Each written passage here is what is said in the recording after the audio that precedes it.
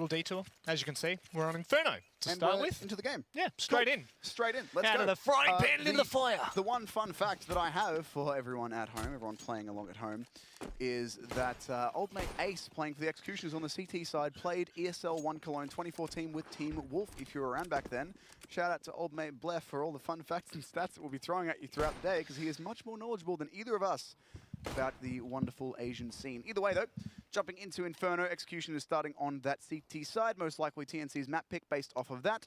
Oh. No sound, tech pause, good times, excellent. No damage done, so that should be a pause and unlive.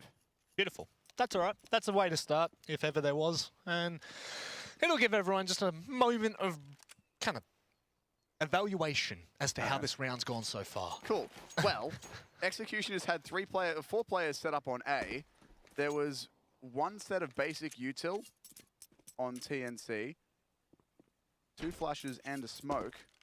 So maybe there was going to be some sort of play going over onto the A bomb site with a bit of util. Yeah, I mean this is a little bit interesting. I mean Executioners now. I mean we saw Executioners play yesterday. Wasn't the most impressive of games, to say the very least. So what if I asked you to say a little bit more? A little bit more than the very least. I thought you were going to say Executioners, like say Executioners more than more you than said once. to say the very least. Executioners. No, that's an interesting interpretation. But what if I asked you to say more than the very least? Was my question. You got a score for me of what the game was, or not? You'd actually put me on the spot there. I believe it was 16-3 against Boot. Yeah, Boot, of course, the 16, and Execution is the 3. Yes. All right. Well, I have some better news.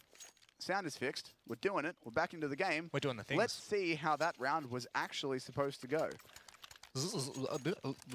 And we're back, ladies and gentlemen. Welcome. Hey, not bad. Not bad at all. Thought I would just throw a little bit of a cheeky sound-based gag in there. All right, let's see what we're doing. That's different. Adren's gone for a CZ and a HE grenade the second time around, a.k.a. hello, I'm a designated banana. No? No, you're going to play apps with a HE and a C pit with a HE and a CZ. Cool, sweet, excellent. Right, solo B for Blaze. Also has the kit and the smoke by himself. I mean, this is... Adren's literally playing to counter the waterfall strat. I'm wondering if they've watched a demo of TNC here and they know that they do this. Because Adren's whole game plan here is to maybe throw that nade into apps, maybe drop it short over his shoulder, bouncing off the wall, but he's just going to sit there and hope they drop out of apps. He's going to be wrong. Blaze King's going to have a lot of work to do here over on B. He does have the kit and the smoke as well, so he's a crucial player to stay alive. And all 5 players are going to be coming his way. His teammates will not help him. All 4 players are going to be staying on A. Oh, there's the first kill coming in, but Blaze has to do more. His teammate's not going to get to him just yet, and there he goes. Yeah, no, only the 1 kill for now, but at least he slows it down for a moment. I mean, that's something to take away from it, but Kenzie will come through hot and heavy, taking down Crow now. Only 3 players remain for Executioners. It's just going to be a bit of a slower retake now. They need to take their time heading towards the site. Having said that, they're already up towards Banana and starting to make their way in from CT. It's going to be Windy who's trying to find that pick towards Banana. He's got 2 to deal with. He's already taken down Pro, might be able to do some more here, but it's, oh, hang on a second. Adren does find the trade for the CZ, and I was really starting to get excited for that CZ play, but it turns to nothing. Soz, mate. Bit of a slow rotation there from the Executioners. They do have only 1 player on B, so if you're going to have 1 player B, you'd have to think that those 4 A players have to be on a hair trigger to rotate. Like, if that B player sees any more than really 2 people, you should be just on your bike, get on your Harley Davidson, go over to the B-bomb site, hopefully there's bike parking. If not, just skid it and help your teammate, whatever you got to do. Skid it? No, never, ever again. But they didn't do that. The rotation was a little bit slow, and they did get overwhelmed by TNC, taking up very quick post-plant positions out in CT. Now for the CT side, just going for a force buy. CZs and Deagles, Adren trying to hide in the 1 spot in apps that isn't getting spammed, and he's not found it. That'll be a free kill. That kind of sucks, to be honest, if you're a Adren there, unfortunately. I mean, get a little bit calling yourself a Adren when we already have like 3. I know, get out, Adren King. I suppose it's King on the end, so we can kind of justify it. But is he saying that he's the best Adren? But then there's also Blaze King. Is he the best Blaze? Is it like Blaziken the Pokemon? I don't know. Maybe. Who knows?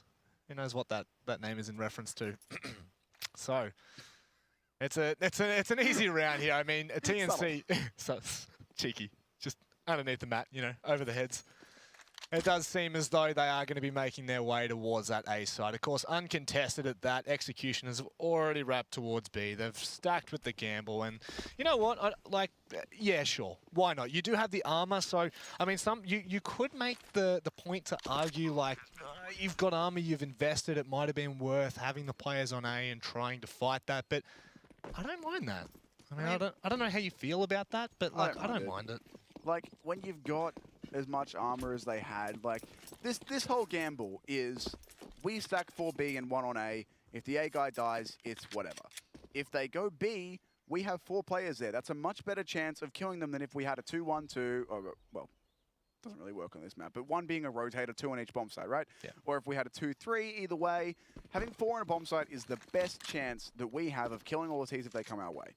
If they don't go to our bomb site, they go A, that's fine. We'll hold on to all 4 of those guns, and now they can do this again next round. So they're basically giving themselves 2 rounds worth of potential damage here out of this 1 buy, because they saved those 4 guns. So now, I don't know if they're going to stack a bomb site again. Maybe they decide to stack A. Maybe TNC read that and go B. Maybe they decide to play more of a standard thing, but they're still going to be buying in the 4th round as normal, but they'll get a second chance to do damage to the T economy here. And that AK and that Galil, those are what they want to steal if they can get them. Yeah, if they can get their hands on the rifles, literally saving 4 sets of armor, 2 that are head armor, and all of those pistols, there's still a lot of firepower left in this round. So, you know, again, just touching on that, I do like that. I do like the fact that they have stacked and haven't just lost the weaponry. It is what I thought it would be, though. They stacked B, TNC went A. They went, great, we'll stack A. Now TNC have read that and they're going B, and BlazKing's going to get caught out again by himself. And it's going to be the same thing. They're not going to rotate here. They're like, right, we'll stay on A and we'll save it all again. What are we going to do? But are they... Hang on, they might have just been able to outplay TNC in that sense. Did TNC think they just found... I think they think they just found the stack. I think that they've just completely gone back on your words, which is generally the common sense, and they have done so. They've walked into the crosshairs of middle and slowly taking part in this bloodbath that is top mid, but unfortunately it will not favour Executioners. There was a chance, but the Galil is picked up, so we do have something. Crow, it's a nice little shot. Oh, you gotta love CSGO. I mean, that's why we're here, isn't it? Well, AK and a MAC-10 for the post-plant.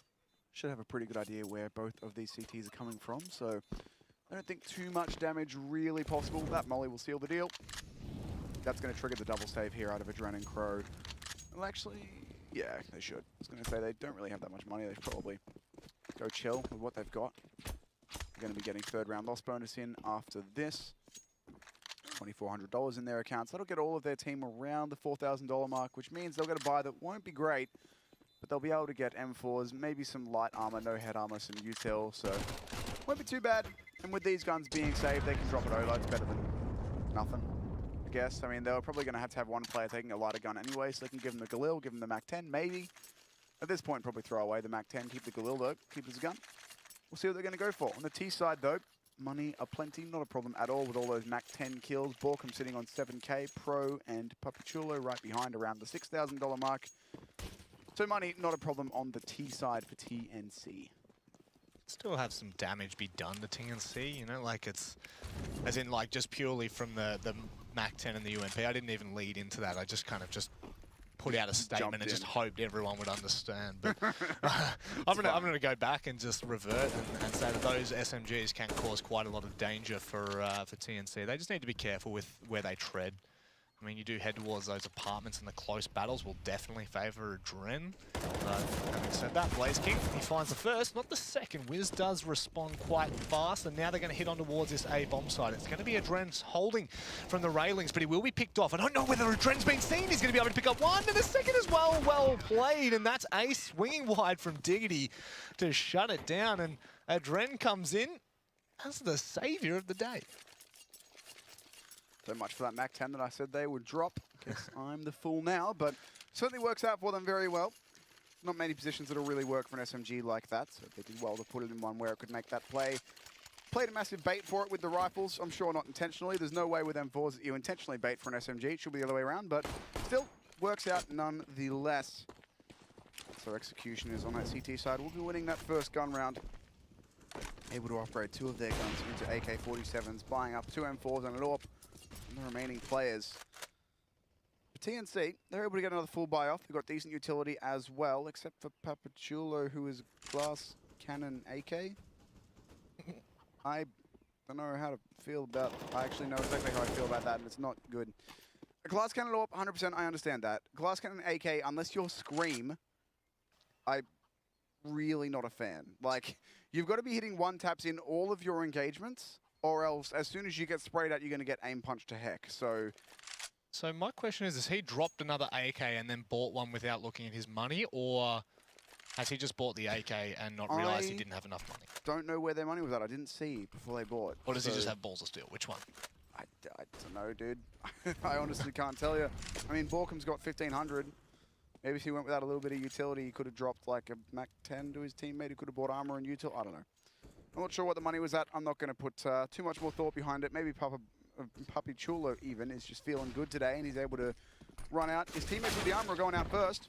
Yeah, 4 on the A side as well. The hole is Crow finds 2. Nearly swims on the third as well, but he'll find a third inevitably, regardless of the transition on towards that third player pushing through the smoke. And that was indeed an execution. Yeah. Fitting of the name. You know, they warned me about you, but I wasn't ready. Who is they? I wasn't ready. Some secret society He that is wasn't against puns? He wasn't ready. No. Too much love. Too much thought goes into that. But now, of course, TNC, they're just forced back to the pistols. And I mean, that's what happens when you have a glass AK. Is that even a thing? Yeah, no. Not usually, because, like, yeah, I mean, this round's just going to be pistols. Like, they're wrapping around into arch, so I'm not going to get anything done. Crow's here for an easy spray down. One trade, but nothing else. But nothing else. There you go. Anyway, what I was going to say is something that I forget because I got distracted by the pistols, so never mind. Where was I going? Can you remember? Man, I don't know whether we... Oh, the glass AK. Yes. So, like, it was like I was saying during that round. Glass Cannon AWP is okay because as an AWPer, you're not expected to win spray duels. And spray duels are when armor matters. As an AWPer, you're hitting your first shot or you're missing it and either getting out or dying. So it doesn't matter. With an AK, you probably do want to have that spray duel because you're not going to be one-tapping everyone all the time, even if you scream. So it's a bit of a weird one because you've got to hit headshots, or as soon as the spray starts, if they're actually looking at you, they're going to hit you with that first bullet. Your aim's going to just go to the roof, to the sky. You're not hitting anything. So I don't know, maybe there is some new meta that is the glass cannon AK that I haven't seen. Certainly possible, but not sure. I'm also not sure about this peak from Woody here. Very, very close to the wall, and we'll get traded. Ace gets the kill with the molly with the help of his M4, but still, bit of a question of one. Now that he's reloaded behind sandbags, he's given away. It has to be fragging brace at this point, but Blaze King's there. Bomb down. Borkham down as well. Excellent work from Crow, swinging out at the perfect time for the headshot. Kenzie 1v4. First kill was easy. Seconds aren't at all. Well, the rest aren't. He's got quite a few hurdles to get past before he can make this inevitable, but giving him a 1v1 like that from Blaze, that's just unforgivable. And not just that, the fact that Ace is low, oh my word. Executioners just going one by one when they have bomb control towards the top of Banana. Brainstorm, what are we doing here? It's fine, it's fine. It worked. I mean, there's... Yes, so the correct way of playing that round, the undeniably correct I want to be Astralis way of playing that round is to all sit in a crossfire somewhere around the bomb. But you also just want to get the round done. Like, you want to just get this guy in the ground and get it over with. And yes, that is how you lose 1v4s. But they still got it done. They only lost the 2 players, so fair enough. I'm not going to criticize them too hard for it. I've certainly done worse things in my time. I just like to play the villain. Yeah. I'm trying to play the nice guy here and give them a way out, but this is good cop, bad cop, isn't it? Sure. I mean, except you pointed at yourself when you said good cop and me when you said bad cop, and I feel like it's the other way around, but it's definitely right now. Fine. Pistols again for TNC. They almost went for a run boost across mid there for the execution. Decided not to, mainly because they missed it. As for TNC, just cops a knee to the face, right? I just had to say that. He just cops a knee to the face, and then that's just like, okay, we're done. Look, kids, don't cop knees to the face. That's my pro tip for today. You're welcome. Take that and use it wherever relevant and applicable in your day-to-day life. That's harsh, but it's true. I mean, how is it harsh? It's just saying if you're going to be kicked in the face, don't. That's my pro tip for you. If you have the option to not be kicked in the face, take that. don't have your teeth kicked in because of a friendly run boost. It's not worth it. The dental bill is not worth it. What would an actual run boost look like? It would be the funniest thing of all time. And I don't even want to like get the mental imagery. That is really well done from Windy there, shutting down all three towards top middle. What was that? It's just a human barrier. I'll get the wall, don't worry. All right, Crow, that's an interesting spot to play. That's the new meta there. Borkum can spot it out. Easy headshot for Adren. Nice and crispy, like to see it. Poor Crow. Oh well, he's not that great off on the money front, but then Adren's got $15,000, so they're going to be more than happy to get the drops out if they need to. Someone should drop Crow. There it is. That means he can buy armor and utility to go behind that as well. 5 kits on the CT side. Execution is looking good so far on Inferno. The holds, once they got into that gun round, have been very, very good. Let's see what else we can be able to do here. Dren getting fast up into apartments. Spots him with the jump across second mid, goes back through the molly, but despite the bit of damage that he takes, it does get him back into Boiler, which may not be somewhere they expect him, but instead he's just going to get all the way out, back onto the A-bomb site. Admittedly, by doing that, he avoids a potential backdoor with everyone coming in throughout. But the entry tries to come in for Papachulo up in Banana. He's not getting anything done. His teammates can't trade him. The timing is perfect for Borkum, though. That feels so bad for Crow there. Now it's going to be Adren to step up here. He finds the first, but he's got 3 more to deal with. He's just going to hold for that Palace fall that we saw him try to play for in the first round, but it didn't work. Pro, however, in the meantime of all my words and confusion, we do find the kill and the trade eventually. 2 players now coming from Library, 1 from that second middle area, but that could actually favour him in this case. He does have Pro that's going to be sitting up on that right-hand side, and then there's no way he expects Ace to be coming from here, but Nor 2 actually does look at the right angle, right time. Borkum's just going to be able to hold from on-site. They've got a small crossfire set, but with these smokes coming out, they isolate the players on site. This is really smart, but just running out into the open. They're giving Borkum a 3K here, but he doesn't manage to seal the deal. Oh no. Where is Wits going? So unlucky for Blaze King that he runs out of ammo, but now with the HP that he's on, he's just going to have to sit in the corner of pit and save the orb, which he will do. It's alright. You did freak out a little bit there, but it's like 70, what is that, 78 damage? 77 damage? Something like that. What did we say? 77 what was the 77 damage. He had 82 HP. Yeah, it's like it's around the 80 HP mark. It does vary depending on exactly where the bomb is planted, because obviously it can move a little bit based on right on the corner of default or at default or a little bit further away. But generally, if you're below like 85, 80-ish HP, it's not a good idea to sit and pit in that corner if the bomb is planted anywhere near default, because you won't make it. But he does survive, holds onto the AWP and gets the kill as well. So keeping the TNC money a little bit honest. They are all out of money, despite being fully invested in this round. The flag peek into Banana is great for Ace, pops up 2. The spray through the smoke is not good enough, but he'll survive the counter spray as well and get an AK in hand and hold some positioning at bottom Banana. That pretty much forces the T's to either be an Apps, T-spawn, or mid, and Ace is okay. Thought he was going to keep pushing. That would have been a very interesting little play. He does actually do it, and that'll give away a kill. But still, the T's look to move on to A. Next total for them is Arch and Blaze King. He could have held Drangle there, but that opens up B. Now Windy is in a lot of trouble. His teammates should have been able to call this for him. He's got to check it. And be close indeed, but I think he will just about be ready for this. Surely he'll be ready. I mean, judging on his hold in the previous round, it was not from Banana given. B, rather. It was not from B. It Such was... a good angle. This is the kind of pixel angle that you need to be playing on, especially if you're Windy right now. This is a LAN angle. Let's go. Actually, it's not. It's a normal angle, but it should work for him. I think he was waiting for that bait. I think he was waiting for the first play to cross. Unfortunately, the Molotov is going to force him out of position, but Wits has taken... What? Hang on, what have we just seen? At least the trade comes in, There was a dink from somewhere, and then the tick... I actually think Kenzie just dropped his teammate. Anyway, we won't touch on that just right now because it is a bit of a retake. 2 players now coming in from the CT position. It's Kenzie that falls down. Borkum steps up, swings wide. Crow falls down. Adren now, he's going to play for the time. He's just going to stick it. He jumps off at the wrong time, but it doesn't make a difference.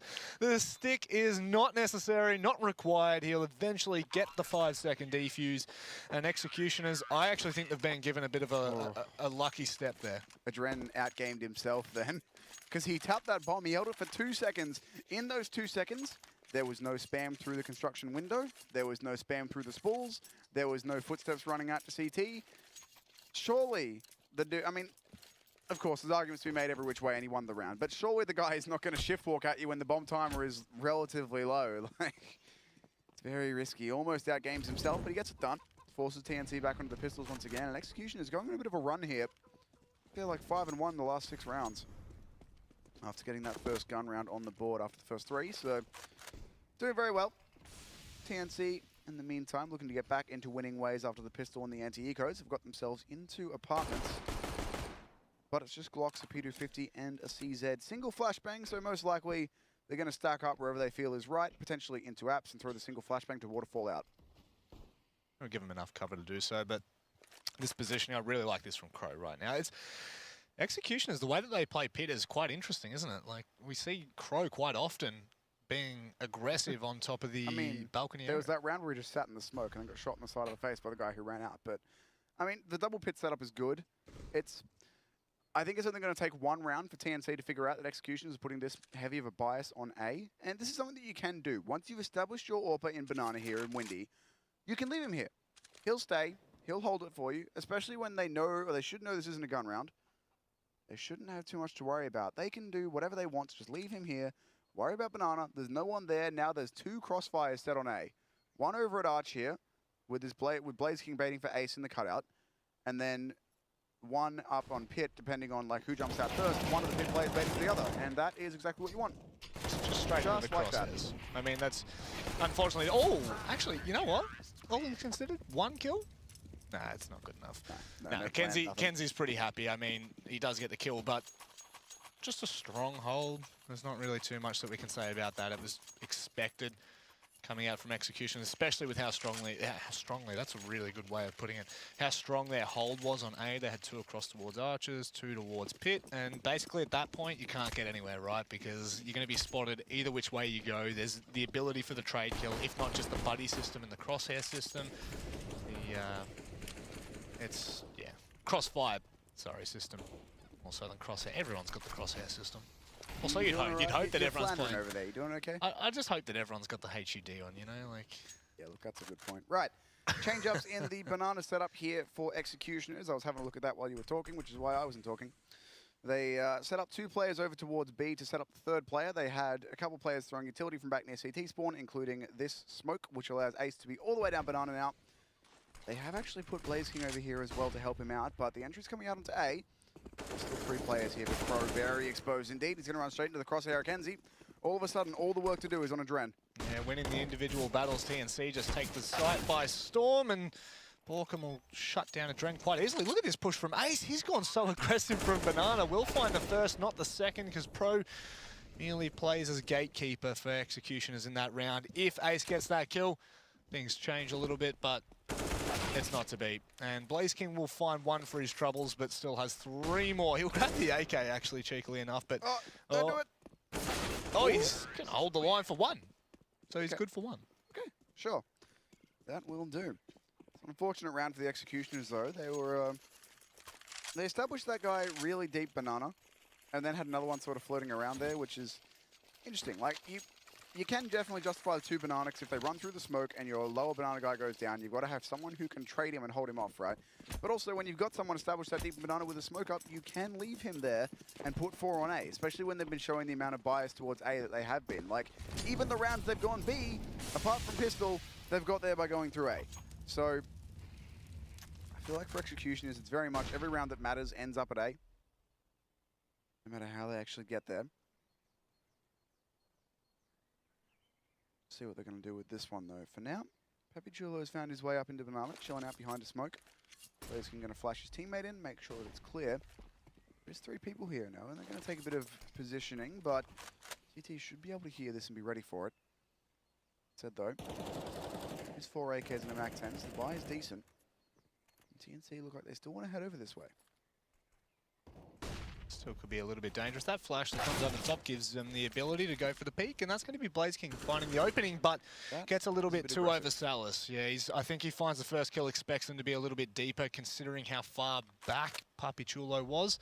they get punished for that quite hard as well. And my concern right now for Execution is they are stacked across towards the A site in terms of a stack of 3-on-1, but Adren is not really there for the extremely fast rotate. He's not deep in libraries, not in archers, so Ace is pretty much isolated across towards this B bomb site. The concern being, you can see Kenzie on the map finding the first kill over towards Adren. That might cause Ace to fall out of position. No, he's just going to hold for a moment longer. This is going to cause a rotate, and again, it's just a game of who said what. It's now Windy who finds this foot as he tries to cross, and oh, Borkham, that is incredibly well played coming in from Executioners, and that's the W no matter what, unless they just go stupid and peek, but that's it. No time. Wit's going to go save his gun.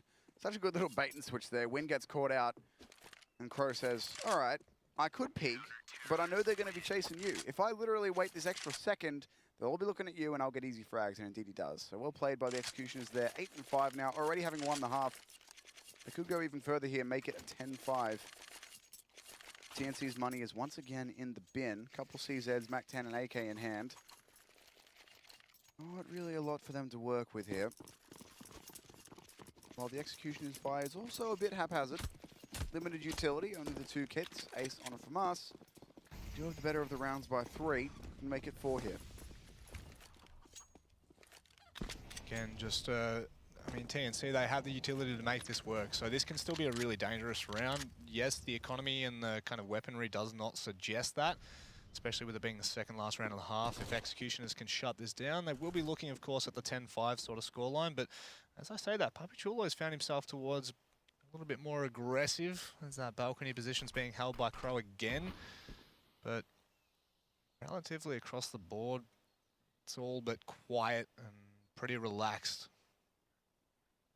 Again, just most of the players from Executioners just holding tight lines that they can back away from. They're not forced to take this fight. But as these smokes start to come in, it's going to be Crow that takes the aggression, and he'll be punished for that as well. Papichulo will go off the back of that flash. Might have just flashed his teammates there, but it doesn't make a difference. There's only 2 players to try and hold this. Windy's already fallen down. Now it's all onto Adren to try and hold this bomb site, but he's not spotted out. He's playing as the smoke criminal, or sort of Batman, if to say. But in the meantime, Blaze King was able to find one from Library. The bomb will go down, but in a 2 versus 3 situation, this is absolute pandemonium. Man, Crow really doesn't need to be getting flashed into pushing apps there, but went for it. If it had worked, it would have been sick, but didn't check his close corner. Did run in through a smoke and get overwhelmed, so that leaves a lot of work to do for the Executioners here, and when he loses his teammate there, Blaze King pretty much has to bow out of this one. That is some ridiculously quick flash turning. He heard that bounce and just dodged it immediately. He almost wants to contest this, which is a bit interesting. Unfortunately, he doesn't have a nade, but that's going to do well.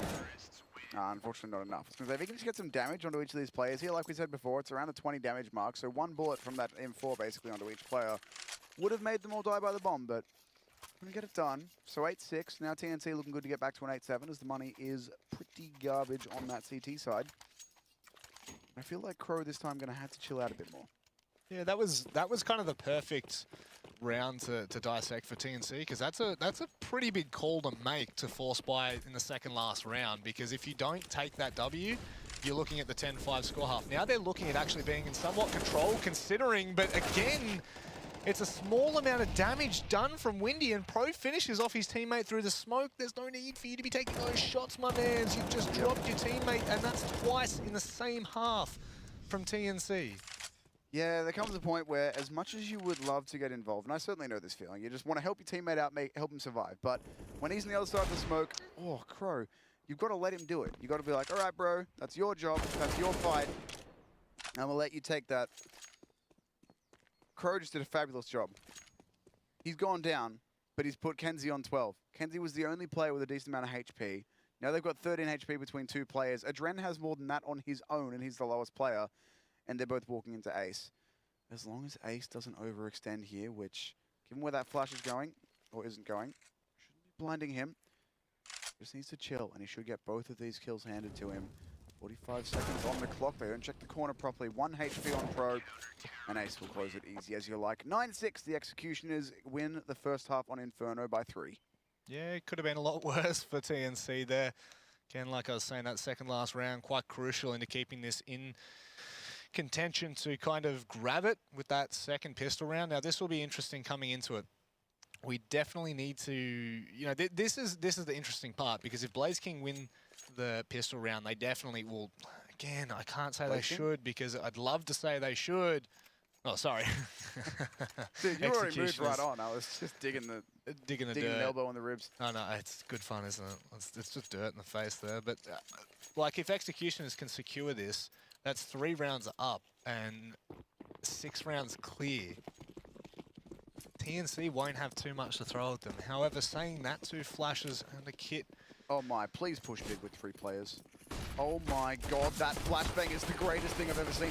They flash top of second mid and still lose 2 players. Fortunately, Borkum's there for the trade, but I don't think I've ever seen a strat that counters anyone that hard. Borkum's showing up now, getting a bit fancy there. 4K for him. Ace in the 1 versus 2. Bomb down just outside apartments, so he can't even get it easily, unfortunately.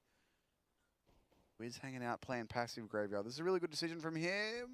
Picked it, but it's fine. He spotted out Ace. Now he can take this fight at his own leisure while his teammate rotates in. It's messy. It's very messy indeed. Neither player is able to finish off this kill, but he's buying time at this point. Witz is just being as annoying as he possibly can.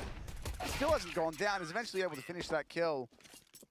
I don't think I've ever seen a pistol round strat as aggressive and as perfectly executed as that to go that close. Like, they push 1 player down mid, 2 players into second mid, flash second mid. I think they hit both their players. Somehow the Glocks get both kills, and then Borkum charges in through apps and grabs 4 somehow. I actually think that Crow kind of got lucky there with the aggression that he was showing, because the flash didn't catch him off as bad as the rest of his team, and that was the player that found the kills. But still, you can't take anything away from Borkum in that round. A 4K and some really crisp, really crisp shots on those heads. It wasn't like it was kind of, you know, that messy style where it's like, spray the bullets. It was actually it was controlled, and it was really nice to see. Especially TNC need that, right? They definitely need that kind of start, because this is where things can start to kind of get back on track for TNC. This is where they can start to take a little bit more of a demanding lead, take the, not so much in rounds, but more so in the momentum. They can start to take the bulls by the horn, per se. Kind of give some problems for Executioners, but having said that, this could be quite the problem for TNC. They're going to be pouring on out. The flash is the only thing that's going to supplement this push. Crow now going to be going aggressive towards Archers. He's already been spotted. Pro takes him down. In the meantime, over towards Pit, it's going to be an onslaught. However, Adren, who was able to get on towards the side earlier, he causes a fair bit of trouble. He does drop Papi Chulo down to 43 HP, but now Blaze King, the only thing that remains for Executioners, he does get spotted, finds Witz, but unfortunately Witz finds him. The head goes a knocking, or a rolling, in fact, and TNC shut that down nicely. Executioners, it's not too bad. It's a nice attempt. Yeah, you got to do something. It'll do. You got to attempt something. Now they're going to go for the full Glock round, which should be, well, you know, rock out with your Glock out, but good luck.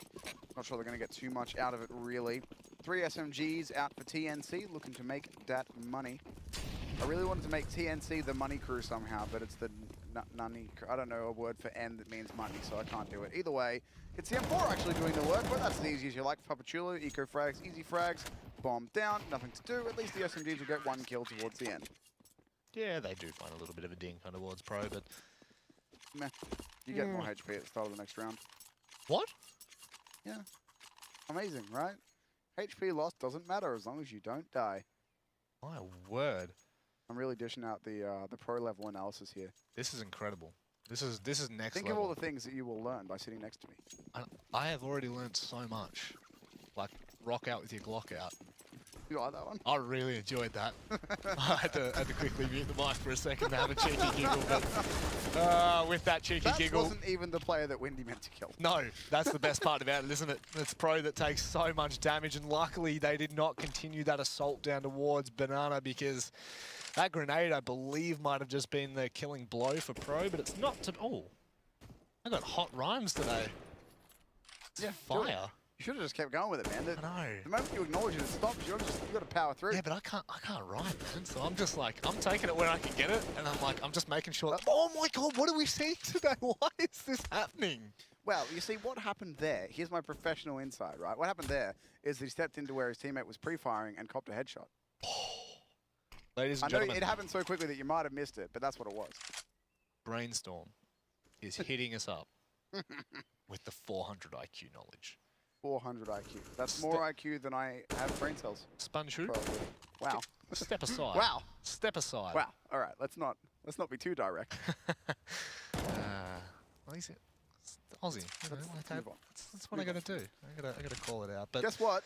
A-side take. 3 players here. Party time. Let's do it. Go. Yeah, let's do it. Oh, Puppy Chulo starting things off in fine fashion. The swing coming in from Borkum. They all swing wide.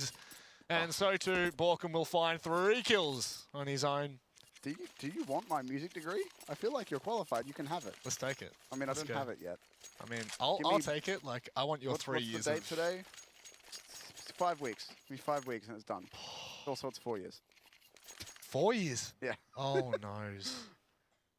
Yeah, long degree for a piece of paper that I can't use. But hey, it's been fun.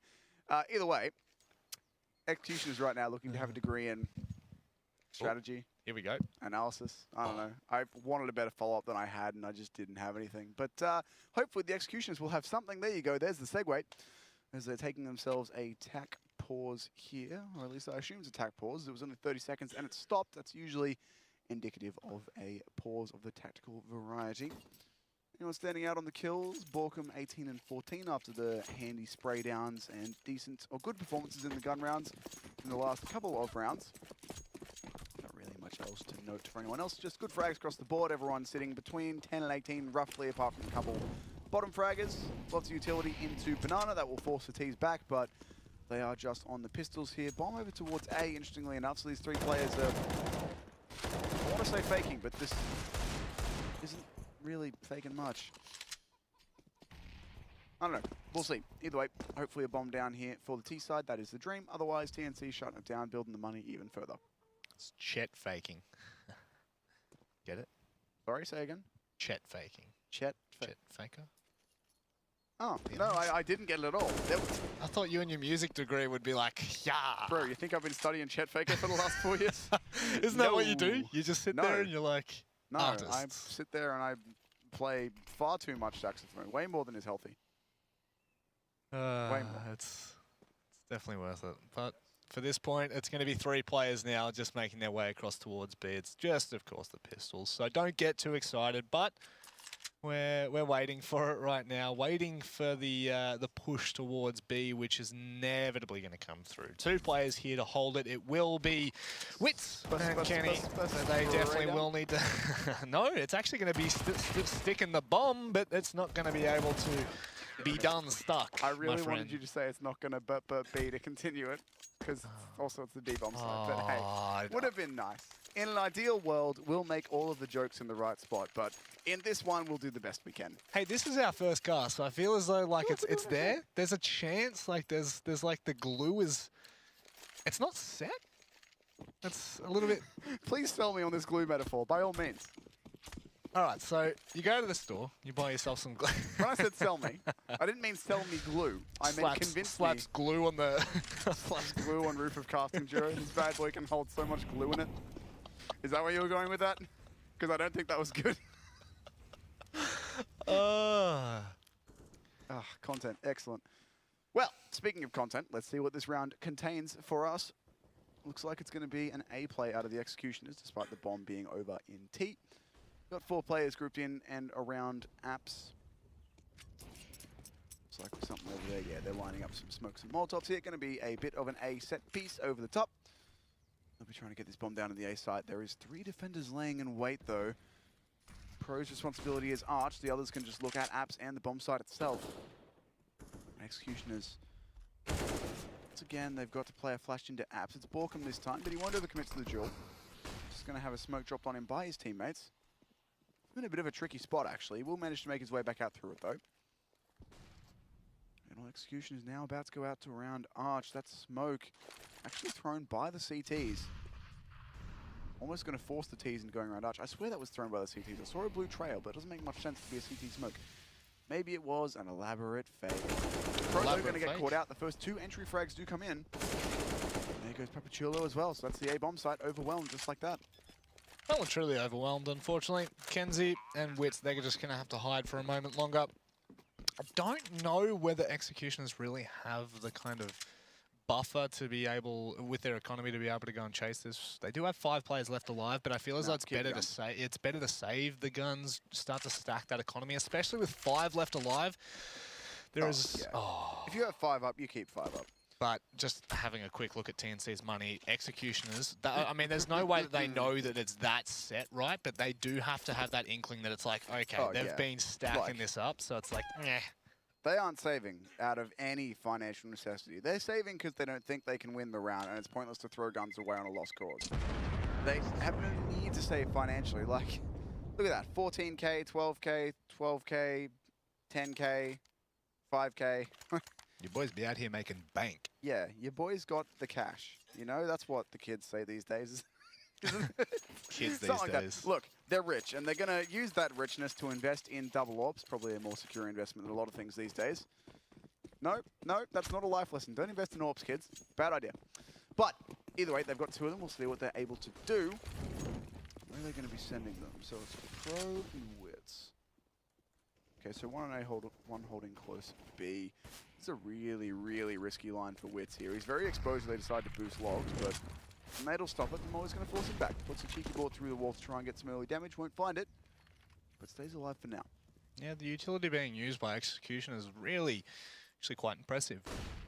Taking their time, which we haven't really seen too much of in the Asian region so far. We've seen a lot of aggression, a lot of fast rounds with some simple utility thrown. Now we're starting to see the progression. That from Executioners. Look at the pixel angle. God, you got to love it, Wits. You surely have to hit this right now. Sees the gun and just fires off a second too early. Now it's going to be Kenzie left all alone on the side. Oh my word! Oh, the molly does so much damage. Kenzie falls down. Oh my God, Wits is there for Adren as well. What looked so promising for Executioners has fallen into anything but. I feel like Kenzie did like 290 damage with that molly. I'm pretty sure all the damage that Crow took was from that as well. That's such an effective molly. 2 kills and none of them with his gun. And once again, things getting hot underfoot, fittingly for Blaze King. We'll be able to avoid that one for now, but the flash is going to come in. The utility is there. For the CTs, pardon me. Eliminating Dark now coming in. This should be a really easy cleanup for them. Until the Blaze King left goes for a very ambitious spray transfer and does find the second. But crucially, the double ops will stay up. The fuse will come through. TNC on the CT side going to take their 12th, denying Executioners the ability to tie it up. And this was Kenzie torched 4 players with fire.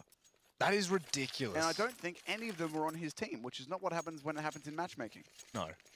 Let's not even bring matchmaking into this because we all know what happens. You're in a nice position. Let's just say you're in pit. And all of a sudden you see this firing ball of flame just come at you. And you're like, oh, that's the T side. Only to realize Teammate. It's Anakin.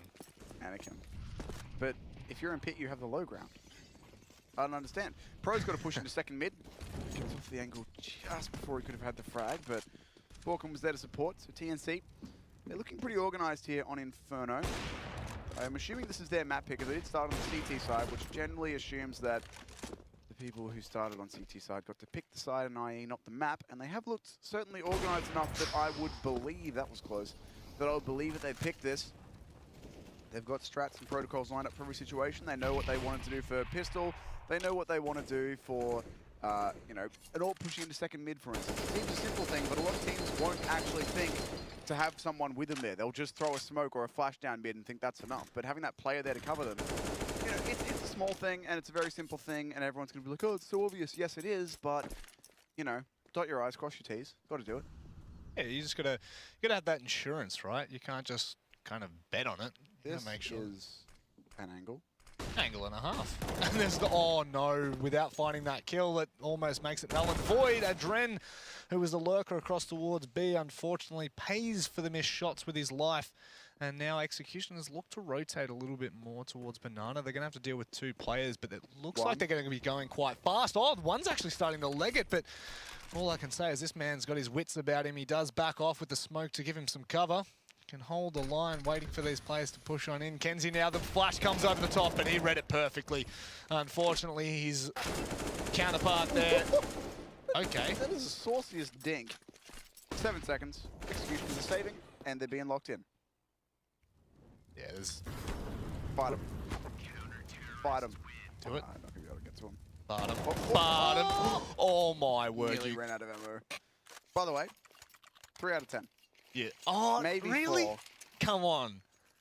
It was so smooth though. Yeah, but that's a sitter. But it's, I know it's a sitter, but like that was so smooth. I can be stretched to a 6. Come on, there's a no 7 in there. There's a 7. I don't think so. I think the 7 and then we're done. Because I got a cheeky little smirk out of you. So Yeah, it's it was 7. more of a, really? All right, fine, 7. You can have it. You talked me from a 3 into a 7. You should sell cars, houses, anything expensive, because you clearly can do it. You know what you can't sell, though? Guns to the executioners, because they haven't bought any. Apart from the 3 AKs. But hey, they haven't bought 5. I was like looking at it, I'm like, hang on a second, what? When you've got a good line lined up, you don't let a little bit of truth get in the way. That's true. Is that the quote from Trump? Hey now. Don't dream it's over. I'm just asking.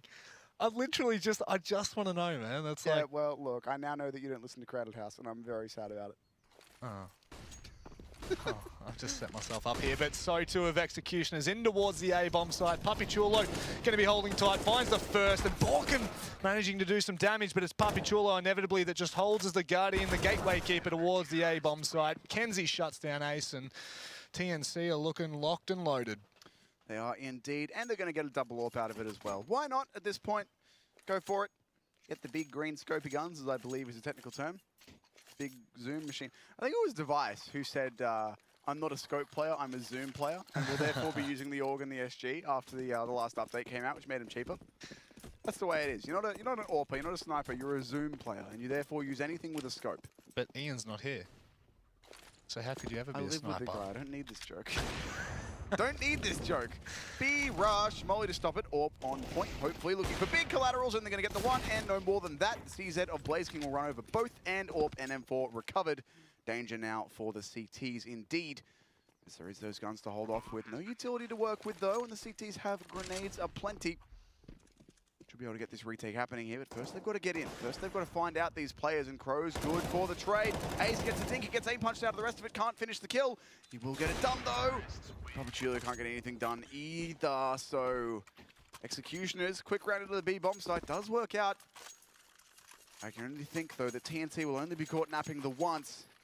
And as we said before, they've got money for days. Actually no, for day. And that day is today because they're nearly out of money. But they'll be able to rebuy. Just there's no plural, just single. Yep, I feel like I made that clear. Yeah. I just want to make sure that I continue to... It's fine, I forgive you. Thank you. Do it again. Not even never do it again. Do it again. It's good. It's good content. Just continue. Look at this, a double push coming through towards Ats. Blaze King will be punished for his aggression. And nicely done. Now they can hold that crossfire and make sure that no one can push on in. Ace was looking to actually go a little bit aggressive there, but the Molotov will burn, and he feels the heat. Says no thank you. I don't feel like getting 3rd-degree burns today. He actually said yes. He's got. Oh, what? Okay, hey, Wits, buddy, we're going to need to have a talk about how you need to not do that in my stream, because that was disgustingly rude and inappropriate, and I'm worried, really concerned that HR are going to need to have a word with you about how disrespectful that was. All right? Just so we're clear. That was insane. I've seen that shot before, but the fact that there was no spam before it, and he was like, oh, I'll just have a quick shot before I rotate back, and just destroy someone like that. I've actually got a question. I'd like to see the clip again, because what sorry. the Molotov was thrown over, and that's when he shot. I feel as though, could he have possibly lined up the Molotov throw? It's a shot that quick is a reflex shot. Yeah. So if anything, he saw the molly and was like, roughly there. Either way, 4 kills coming in, but it's a mop-up. Never mind, it wasn't actually that exciting, as there is nothing that a Dread can do. That first miss shot going to put him in the bin. TNC very happy about it. Borkum uses about 17 more bullets than necessary, but this isn't CS 1.6. You don't have to buy ammo anymore. You can shoot however many guns or bullets you like. So, 15-11 now for TNC. A reminder, if you weren't with us, that they were down 6-9 at the half, and they've mounted a bit of a comeback. So, certainly looking good here on their CT side. The execution is here, XCN. A lot of work to do. Not a lot of time to do it. No, this is kind of their last hurrah, and Crow makes the oh, yes, do it for me. Oh, no, Crow just missing the shots on the head. You can see the bullet marks in which remain. But unfortunately, Crow does not. Borkum eventually dies. He was just looking to go full Rambo then. But doesn't need to do so just yet. It's now going to be looking at Papichulo going aggressive towards middle to find that kill on towards Windy. Swings on towards Ace as well, in towards second middle, and the damage is being done. I don't think that this is recoverable for Executioners. Certainly not. Seems like 16-11 will be the score for us here, unless Blaze King has some magic to pull off. He has worked his way in through A. He snuck his way on in, considering going for the CT backstab, but decides not to, and now at risk of getting backstabbed himself. I don't think he's made any noise getting here so far, but they suspect. They know. They've got the bomb. Lock down all possible angles he could be coming from. Now, Papichulo is just 20 HP. So Blaze King with the pre-fire almost finds that, but no, Papichulo too strong. 16-11 will be the map. First map going the way of TNC, and a good map it was for them as well. They looked very organized once they hit that CT side. Yeah, they just hit the ground running, didn't they? They kind of just like, I don't know, the first half, I mean, yes, we do change halves, so of course that kind of changes the whole dynamic of the map, and, you know, we actually saw really strong holds coming in from TNC. Really well done. Executioners, they actually, it's props to them. They didn't just revert back to trying to go to a pug style. You know, they actually kept up with the Executioners. Don't even worry about the pun. I'm not even going there. But like, they actually genuinely just kept to they stuck to their guns and just went, you know what?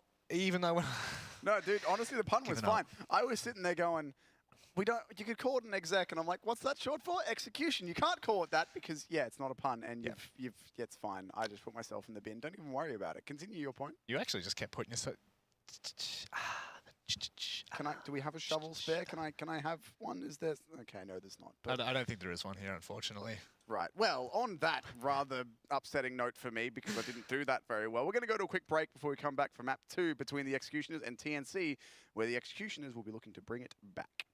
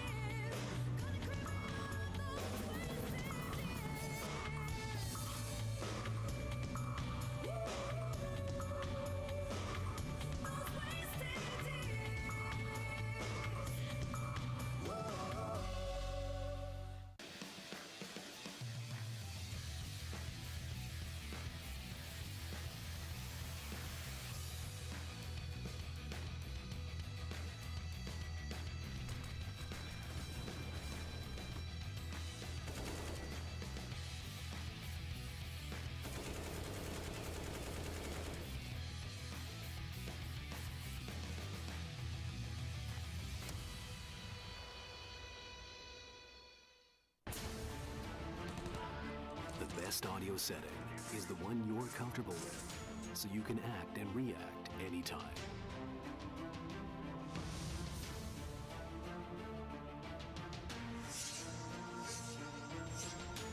Intuitive touch panel for treble and bass adjustment.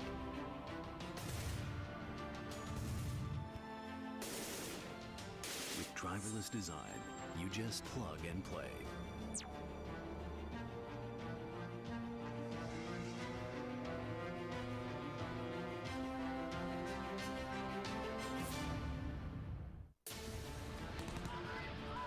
Everyone grips the mouse differently, so how can one mouse work for all?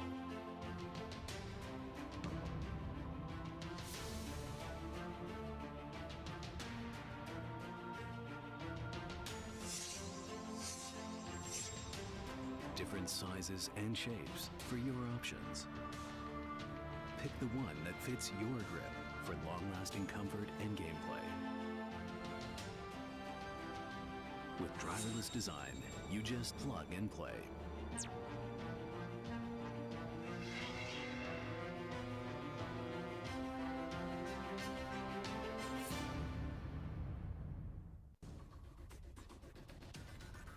As far as I know, everyone on the team who has tried the new screen from BenQ is using the feature with 240 Hz. It's so amazing, the transition is so great. I think for me the most important when I play the game is that I feel that all my actions directly represented on the monitor. This is just another level on top of that, I would say. It improves your gameplay a lot. You can react much faster on these kinds of monitors, and like once you play on 240 Hz, you can't go back.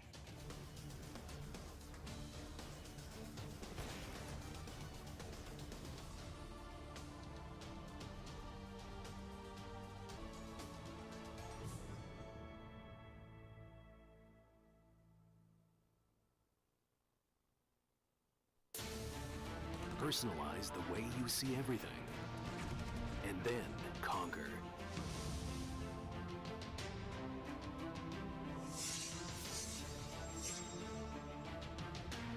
Exclusive Black Equalizer brightens dark scenes without overexposing bright areas.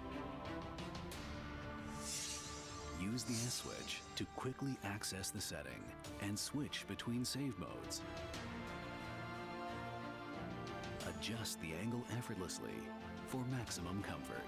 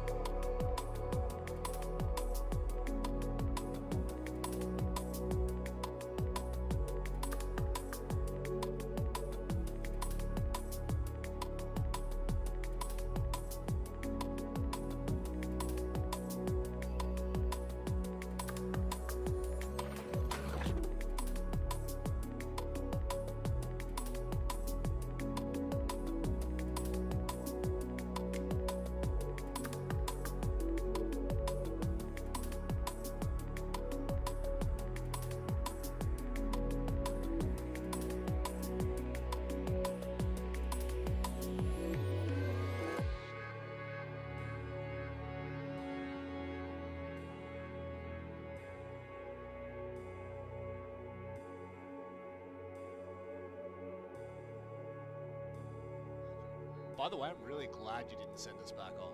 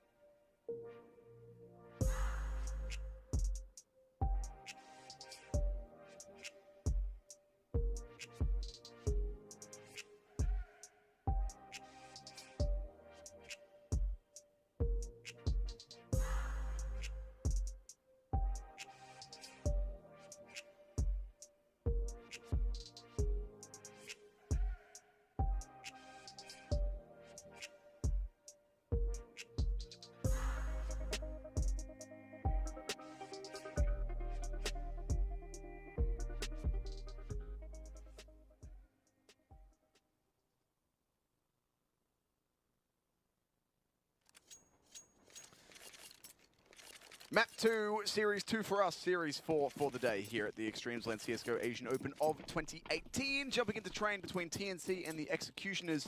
TNC coming away with the win on map number 1. Looking to repeat their performance here, make it a 2-0. Yeah, they're going to have to kind of not necessarily pull the rabbit out of the hat for Executioners per se. Look, all I'm saying is there's an animal and there's a hat. I'm not sure what's what. Well, this is going to be quite the concern, as Executioners now are going to have to pull this one back. They're going to have to claw, and just realistically, it's going to be a bit of a slow one, I feel. Executioners don't really have a choice in the matter. If they can't manage to rip this back in, well, it'll be rough times. Now going to be making their way on towards the A bomb site. It's going to be Wits trying to tap away. Two players making their way through towards the bomb site. And Windy and Ace both going to be finding one apiece. And now it's going to be a bit of an awkward moment for TNC. However, can Pro be the savior of the day? He finds the first frag. Bomb goes down for the Ivy area, but still tapping away. Pro will eventually take his life. Rather, Blaze King take Pro's life. It's Wits that finds one in response. And Borkum, unfortunately, has no further impact. Wits is the last to remain in a... Oh, my word. There is a time... Oh, word, they lined up like 3 times then for Wits. That was close. But the Executioners will come away with their T-side pistol round. TNC are going to go for the force buy here. Scout and CZ's in hand. Actually going for more of a half. But some of them have saved a decent amount of money. Some of them, like Wits, have saved a lot of money. I'm guessing he wants to get all out. Pro's gone in for a scout. Look, bit of a mixed bag. Going up against 4 rifles and an SMG, going to be a fast speed play. Not sure I like the chances. No, Borkum's going to have to try and hold from behind Bomb Train, and Blaze King, his attention was taken away, so Blaze King will come in for the free kill. Wits, however, finds a response, and Pro hits a shot with the scout as well towards the back of the side. He's going to have to progress a little bit further, which he does do so all the way up Oil. He could at least do some damage, tag up that player behind, and it's going to be Win that falls down. Pro was able to swap out the Galil for the scout, and now in a 2v2, there's an opportunity here, but a really nice shot coming in from Blaze King. However, Papi already on the bomb site. He's made the noise, and he has been able to hit the shot, but still one remains. It's Ace. I don't think there's going to be too much of a chance here. Papi, he knows it as well. He can feel it, and so too he backs away. Ace will be able to seal the deal for Executioners in the second round, but a very hairy round at that for Executioners to pull that back. They had 4 rifles. Helpfully for them, Ace has been able to grab one of them, so at least get one back, but Papi Chulo's managed to save one as well. He's got full armor behind that thing too, so he can drop his CZ over to one of his teammates. Continue the damage out for someone here.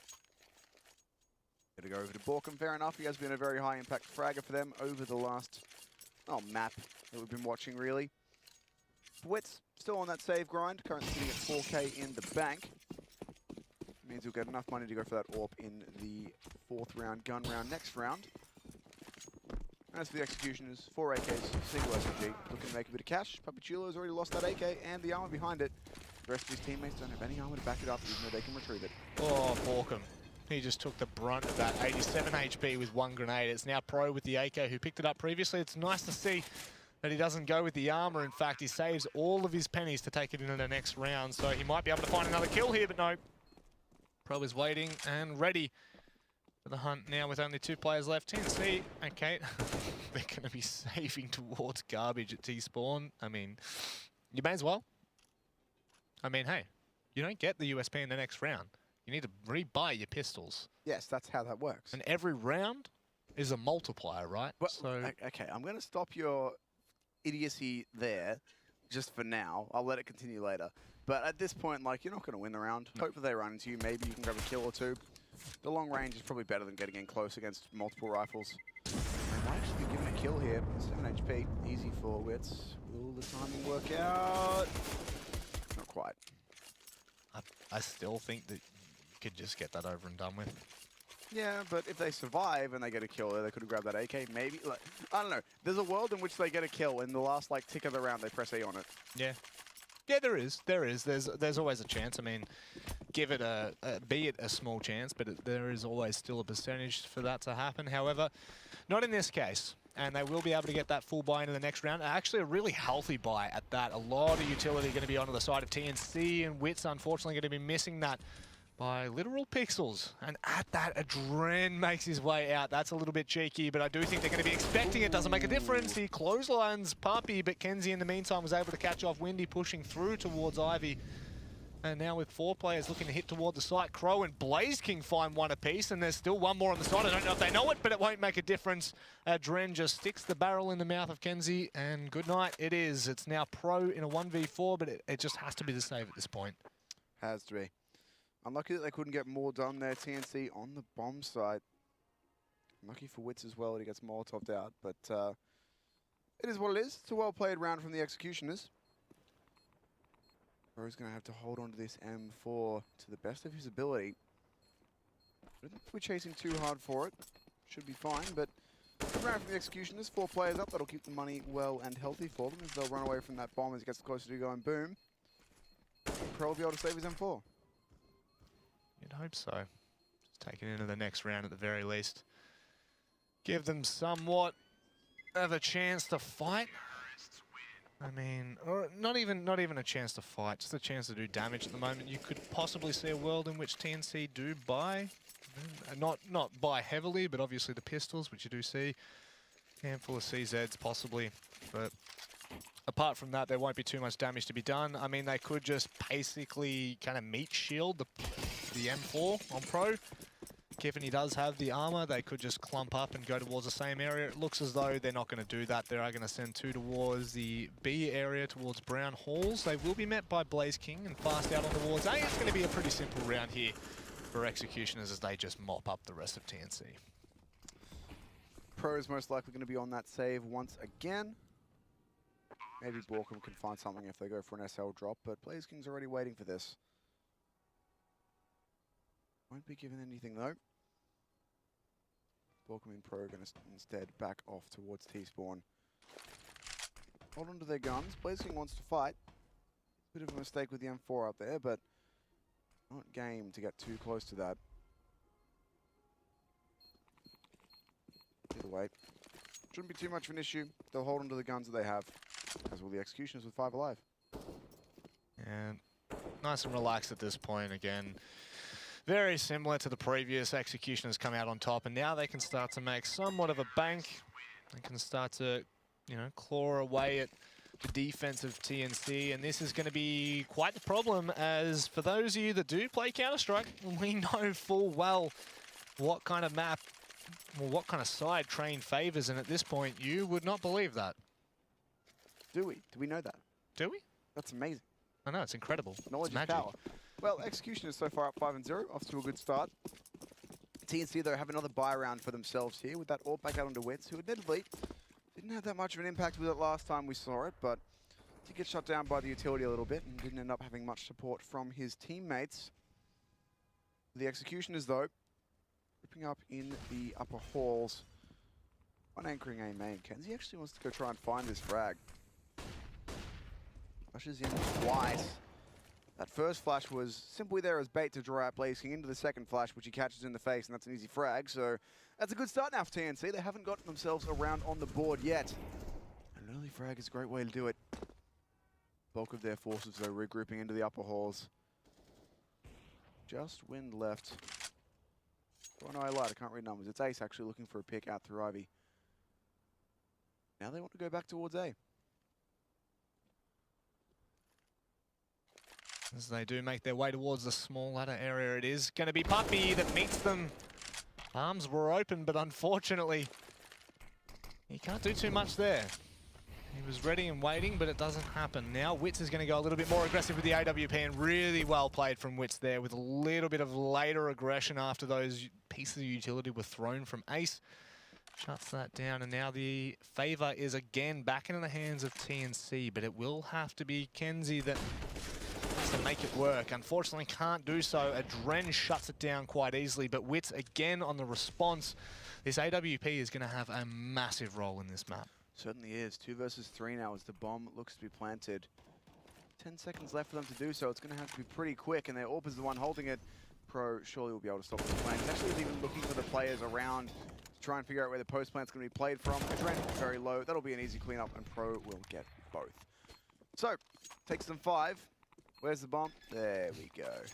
Double AWP save through. Takes them 5 rounds, but TNC will get the 6th on the board.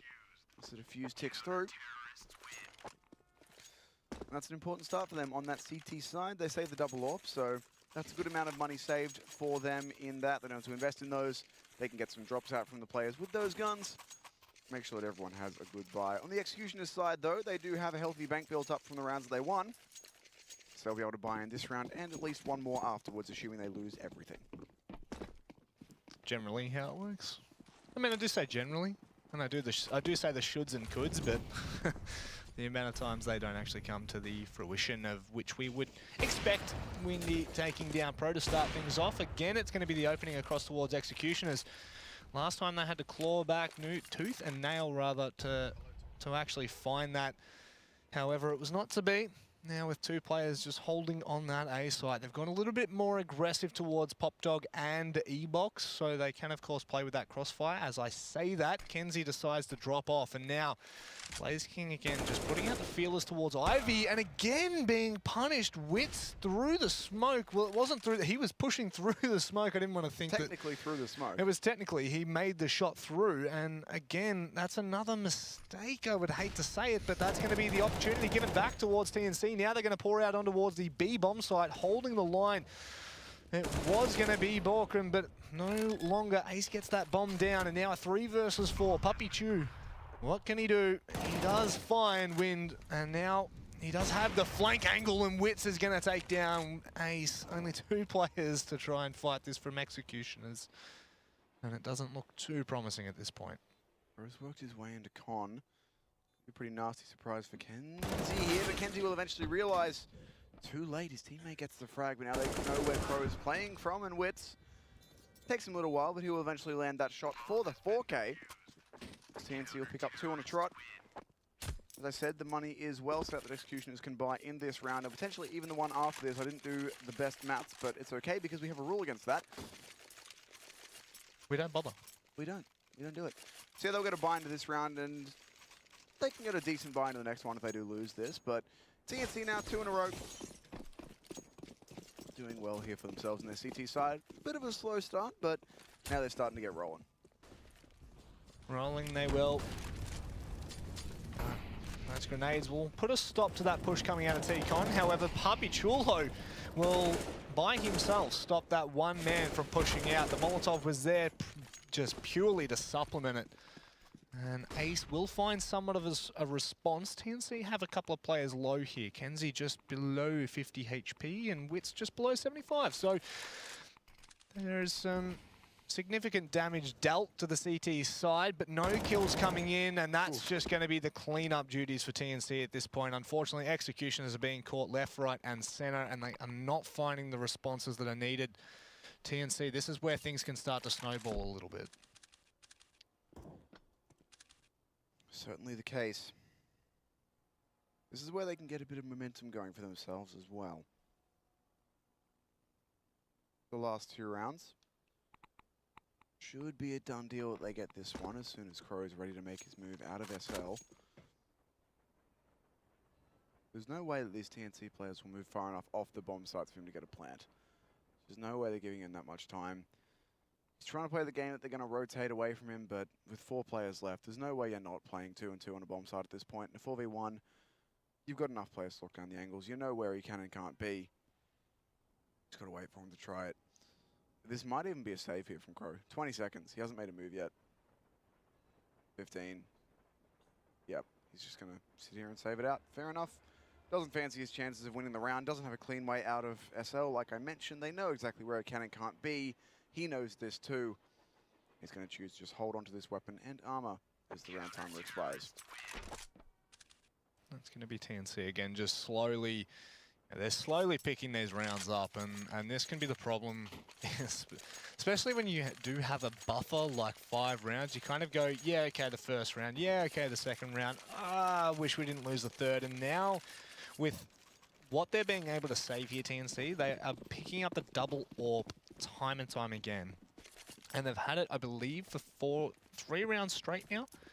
This will be the 4th as they lead into it, so this can be somewhat of a problem for executioners. And for those of you who don't know, of course, the AWP is kind of one of the most essential parts to train. Yes, you can play without it. Yes, you can win without it. But having a strong player who's good on the AWP on train, holding those deep lines down, there's just so much to work with. Because there's so many long lines on train that you can hold where a rifle maybe couldn't do as well. Like, for example, Ivy into A main, getting a spot on that. Maybe playing like back of B bomb side into up or into the lower ramp. A lot of these longer lines that are much more effective with that zoom, and of course, the one-shot kill doesn't hurt either. Executioners now moving up and up a hole, but it's actually going to be an A split from them, but the timing is off for Windy, and that was a distraction for them to go B, I guess. They got the entry, and they did pull a rotation off, so sure, they're going to get the double molly into connector. That'll slow down the retake. Wits is a player way too close for you to be doing this, buddy. Of course, he cannot know what we know, but bomb site is filled with terrorists already, and his teammates are not going to get there to help him in time. Really nicely played from TNC here. Not from TNC, sorry, from Executioners would be the better way to put it. Correct. They sell the fake across towards Ivy, and for me, my only quarrel to pick with TNC in the past 4 rounds is that Executioners have put one single player across there 3 times now. 3 times they have died without a response, and on this round in particular, they pull the player off from B-bomb site. I'm not even actually sure if they did, because that kill Ivy and the B hit came in way too quickly for anyone to have actually made it all the way through con and not be close enough to get back through. I think that might have, I didn't quite catch the timing, so I might be wrong. But I feel like that's just way too close of a timing, given that there was only like 2 seconds between Windy dying and the B hit coming in for that player in con to have actually gotten anywhere. So I think he might have been just drifting across to A anyway, which is whatever. That's what he was doing, clearly. I don't know. Let's keep an eye out for it and see if it's a tendency that continues to show itself. The TNC, though, no AWP. Going for the full M4s, and they're going for a play out through Ivy. Where's the flashbang? Where's the flashbang? It got there, just a little bit too late, but they'll still win the engagement. 3 kills come through for the CTs. Really nicely done from TNC. And this is the kind of aggression that you don't expect if you're Executioners. Round after round after round, TNC, the only aggression they have put was down towards team main, and then all of a sudden, they push someone through B and 3 players towards Ivy.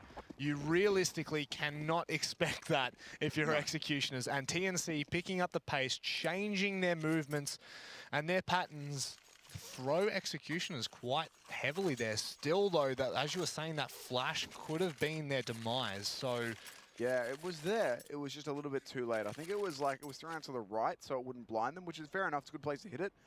I'm just not sure if it was deep enough, because I don't think that first player was blind, or at least Either that or everyone was blind. It was a team flush as well. I'm actually not sure. But either way, this pause, despite looking like a tack pause, is actually a technical pause. Looks like there is a TeamSpeak issue of some kind. Which is a shame because, you know, as a team, they need to speak and make calls. That wasn't even a joke. I just had nothing. Oh, man. Excellent. Though, good news. We're done. We're fixed. Players are readying up. Pause is coming to an end. Untech. What's Rudy? What's Really? RDY? Really? Do you really not? Surely. Come on, man. Come on, man. I wonder how many people at home were like, this guy, really? Dude. For those who actually don't know, it means ready in I'm a gamer and can't bother typing full word speak, because I do that too. Well, brief tech pause. All done. Tick that one off the list. 4-6 now the score. TNC doing well to get back into things here on the CT side. Finally, they've broken the money of the T side. Execution is left on CZ's. They're just going to be going faster towards B. Now, this is something we haven't really seen from them, and it pays off somewhat. It's going to be Blaze King to find the first, but the utility usage coming in from TNC, I believe it was just from Borkum alone, has slowed down and single-handedly stopped the push from Executioners onto that B bomb site. Really nicely done. Locks it down, and winning the last to remain with the CZ. You thought maybe after the first frag went the way of the T side, you were like, yes, there's a chance. And then Borkum basically just says, no, I am Gandalf, and I need not say what we need not hear. So, TNC again just clawing these rounds back that started to get a little bit out of hand to start with. I mean, now that it's come back to what we might have expected the scoreline to look like, still there is every chance that this can spiral out of control for Executioners. Now, for those of you who aren't aware, this is Executioners' pick. So this is kind of what we might have expected from them, even on T's side, to kind of gain the upper hand and early as well. Very, very near thing indeed, but Borkum over the smoke will somehow come out the better of Blaze King there. That's such a good grenade as well. That knocks off over half of Adren's HP. You don't like to see that. Maybe you even hate to see it. It's just not a good time. The Execution have already lost 1.5 players. They've managed to score almost no damage in return on TNC. Ooh, that was a little bit cheeky. Wits heard the bullet whiz past his hair there. Also saw the little smoke, just a poof, come beside him. So he was counting his lucky stars it didn't tag him. Not that it would have done too much, but still. It takes it. The scout is such a nuisance. Like, it's such a nuisance. When it tags you, you're just like, really? Like, you had to do me like that? Just hit me in the head. I put it up there with getting orbed through mid doors on D2 as you cross the B. You're just like, really, dude? I don't like playing B anyway, and now you're gonna make me play it with 30 HP? That or the Zeus. I feel like the scout tag is similar to the Zeus. You hear the shot, you look at your HP, and you're like, come on, man. You're like, ah! And it's good. See you later, Borkum. He finds the opening frag, and that's the way to do it in fashion as well. Papi now coming from behind, finds the flank onto Crow. The Molotov will come out towards Heaven to try and push Wind out a little bit further, and still doing damage with the scout. Surely not. Oh my word, that would have been something ridiculous. But now, look at this, Adren. He just joins the enemy lines here. He's already found one, but hasn't secured the kill just yet. Does stop the player from jumping up on top of Bomb Train, but the bomb is down. The frags are still coming in for TNC, and the trades have just gone back and forth. Surely this doesn't happen. Oh no, Papi! He's going to be able to stick it. What? I thought for sure Adren had the time to get there on that. Especially when Papi tapped it the first time and then wasted that half second getting back on it. I thought for sure that was enough time for Adren to get there, but no. TNC still back around. They had no business winning. None at all. And they managed to make it work. 6-6 now. The map all tied up. Dren having a great little map for himself as well, sitting at 15-7 currently, but a reminder if you only recently joined us here, TNC and Executioners, this is the deciders match of their group. It's best of 3. The winner of this goes through to quarters. The loser goes home. TNC are currently 1 map up in this series. The last thing that Execution needs to be doing is gifting them rounds like that one. That is literally the way to put it. is it's a gift of a round. And a meme of a round. I mean, actually, having said that, no, it's not a gift of a round. Considering the bye Execution has had, they were lucky to be put in that position anyway. And I mean, you make your own luck. It was really nicely done, but still, it's a shame that they can't close that out after so much done from Wind on the scout. You felt as though he'd done enough, but it's not to be. The second, is Puppy Chulo all the way through to T-Con right now? Is that literally shoulder to shoulder from Ace? I feel like Ace is above him. Can we see that? Above or on the wall? I don't know. I feel as though he's just in the wall of T-Con, like just on the other side, but look at this right now. Kenzie should pretty much be able to line these players up. Gets instantly dinked, but as they just continue to push on out, they line into the crosshairs. And Puppy Chulo was indeed waiting for him. I was trying to figure that out.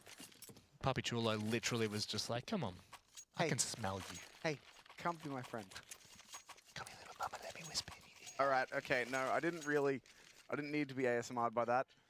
I don't know how that was for the people watching the stream, but we have each other's voices on our headsets quite loud, so that was an experience. That was a thing. That would have been really creepy, actually, now that I think of it. That was a thing. Yeah, look, it happened, and we can move on from it. I might need expensive therapy, but I'll sort that out later. We'll get to it when we come to it. 4 stack on the A bomb site from TNC. They're a big fan of these 4-1 setups. Doesn't matter what map it's on, seemingly. They did this a lot in Inferno as well. Borkum on his own though this time. Holding lower ramp. Now how long will it be until TNC smell a rat? Send someone over there to help him out. Hasn't happened yet, but Borkum has taken up a more defensive position. I'm sure he's been caught out this before, and he's been caught out by it again. At least Pro's there for the trade, but that drop, hard thing to deal with when they're just determined to pre-fire that position. So maybe play outside pop instead and wait for it. Either that or tuck yourself into the corner, throw a Molotov, do something.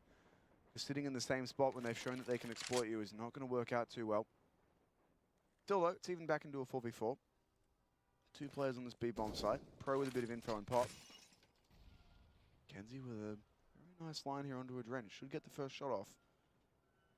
They decide to commit to it. Don't mind this from Pro either. Changes up his angle, manages to do some damage, but that's all it'll be for now. He does back away, and it looks as though things might just be starting to pick up as we hit the 30-second mark. But as you were saying, Frenzy did have the angle. He swaps out, and Borkum's going to have to try and play the holder here, but it doesn't make a difference. Pushing on out, Ace finds the first. Borkum will soon fall, actually. And Executioners have made light work of that B defense, and unfortunately TNC now with only 2 players left have to try and claw this round back, but they do have the money to do so. So, I mean, you may as well go for it. Yeah, absolutely. Go in and try and make something happen with what you've got, but it's going to be a very difficult retake for them. That bomb, just over 20 seconds left now. It's so nice having that bomb timer. And like actually having a number on that. Ace, he's going to make the play that wins the round for them right here. There's the first kill. Already looking for the second. If it was ever in doubt that TNC would, well, if it was ever in doubt that Executioners will win this round, no longer is. Pro's going to have to back off. Try and save that M4 as best you can. Not sure how much he's going to be able to get done with that, though. He'll keep it alive, and ooh, that's a big find for Pro, actually. He's able to grab an AWP at the very end of the round. That's something that'll help his team out quite a bit. 7-7, though. We're going to have an 8-7 half here. One way or the other. We'll just have to see whether it's TNC or whether it's Executioners that'll come out with the lead. Yeah, it's a big pickup, that AWP. I just want to touch on that again, just because the fact that they do favour the double op setup.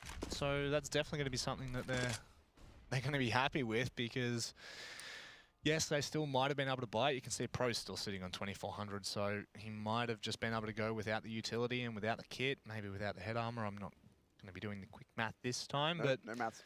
No maths. So there would have been an opportunity for him to just grab the just the Kevlar with the AWP, but there's no need for it. Well picked up, and with that, of course, like you're saying, this is the round for the half. This is where one of these teams can come out on top, but the way that Executioners have been able to play on the T side doesn't leave much to the imagination for TNC when they head towards CT. Well, the Executioners yet to decide where they want to go. Still shifting around through the upper halls, trying to make that decision. 50 seconds to go. Favoring a rather slow T side so far. 3 players above pop this time, a couple outside A main where the bomb is. Going to get an execute out from up here as well. So it's going to be the hit onto A. Let's see if this drop is going to be dealt with any better this time. And they're playing outside pop. There you go, that's the changeable they needed. They're going to be playing back amongst the trains instead. Giving executioners the room to get out, but how far will they get? 25 seconds or just about left on that timer. He's had to go now, and the CTs are in good positions to hold this off. Yeah, it's going to be Papi that opens up the bank account. It will be Ace that falls down soon after. Blaze King, however, finding the response, does see the shoulder of Kenzie, and that'll be them taken down. Balkan makes too much noise as well, and he falls. It's all on the Pro. Only 10 seconds left. They might be able to stop this bomb play. Not only that, he's going to be able to do more. He finds the player that was not even on the bomb. I don't even know if there's enough time. I think maybe 0.5 of a second it forces Crow off the bomb, and TNC will pick up the favor of the first half. And well played.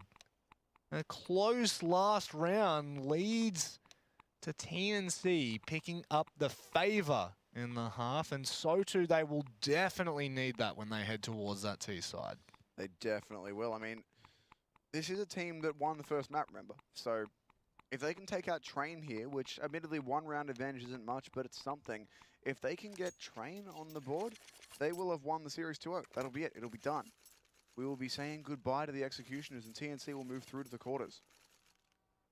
The Executioners have to take this map, and preferably cleanly, just for their mental state, really, just for the momentum factor, and then push us into a 3rd map if we want to get through the rest of this.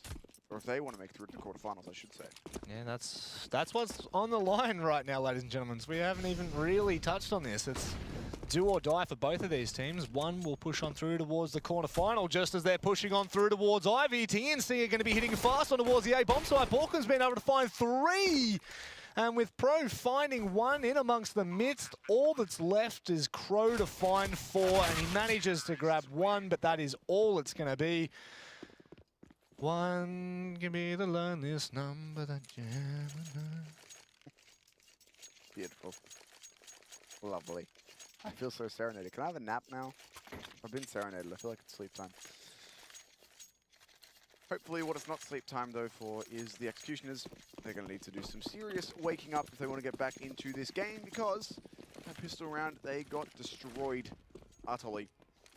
TNC on their T side, 3 SMGs in hand. The last thing the CTs want is for the Ts to be making some cash right now. You have that scout in the hands of Windy again, who did have some good damage with that the last time he had it in the force buy, but let's see what TNC have got for us here in their gun round. Looking like a pretty slow default, hoping to find out someone getting a little bit too cocky and pushy from the Executioners, but, well, actually, no, there it is. Oh, the There's timing. a push Ivy, but not quite far enough to be caught out.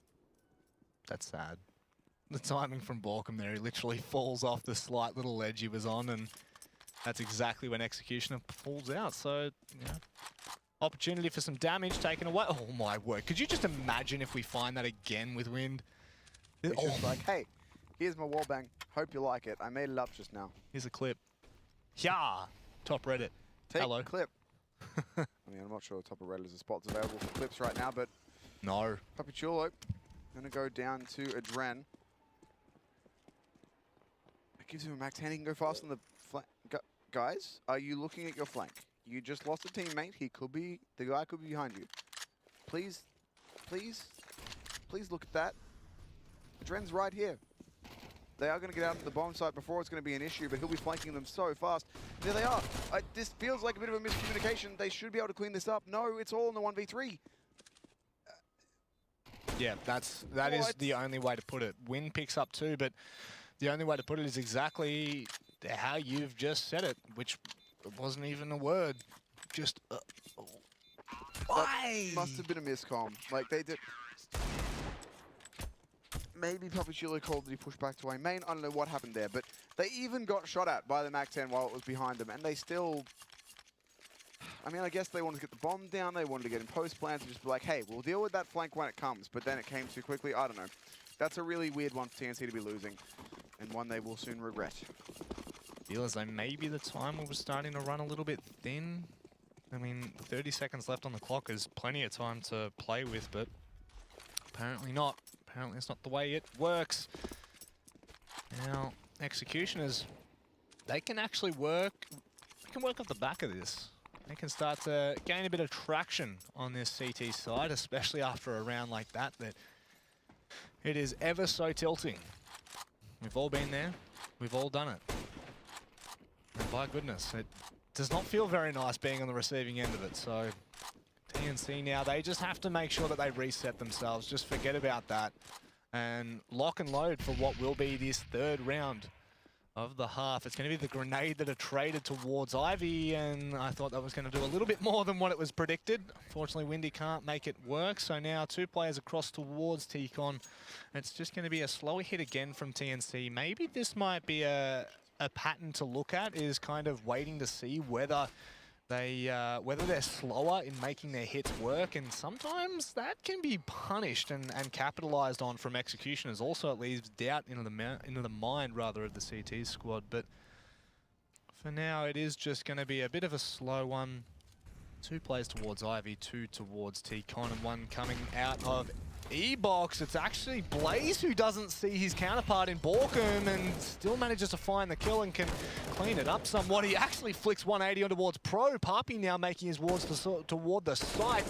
He might be able to do a little bit of damage towards the economy, but surely with 14 seconds bombs toward E-Box, it's not going to happen. No, indeed it isn't. So the CT side will claim another. Bring us up to 9 and 9. And the money in the bin for TNC, so it should soon be 10 and 9 for the Executioners. This is their map pick, so certainly should be one that you want to go their way, but we have to see. TNC did have a much better second half than we did their first. Executioners now looking to mirror that performance.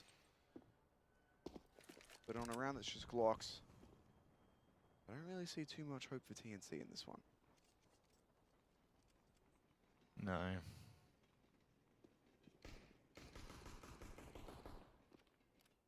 Gonna be a little bit sad and sorry. Not one of those stories that you don't really like to favor it. It's a story that we all want to see. Glocks reign supreme on a round like this, but Plays King will find the first, and that pretty much brings it down to a single dynamic as they push on out. And the squadron are going to be dropped all by Blaze King and Wind. Nice and easy there for for Executioner. TNC, they do find 1 kill, so 1 is better than none. However, now they can kind of rebuy and reset themselves back into this one. Indeed they can. So, 5 AK-47s in hand, good utility behind it. Hope to see if they're able to make this one work, though. TNC needs to get back into winning ways here if they want to close this series out 2-0. Otherwise, a third map is on the cards, which will be Dust 2, I believe. So, we haven't actually seen a Dust 2 yet today, so that'll be a good bit of fun.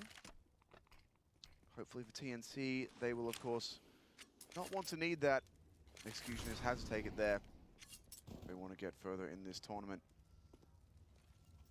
TNC for now, getting ready to go over towards this B bomb site. Seems as though their crosshairs will definitely be placed with heavy attention. How you play the game. Generally, that's what happens. Generally. That is just a generalization. Say the word general anymore, like you're trying to get promoted. General Wind hits the shot, as now Crow's going to try and hold the line. This is an awful lot like a round I saw D13 lose. Oh no, not D13, sorry, ScarZ lose against D13.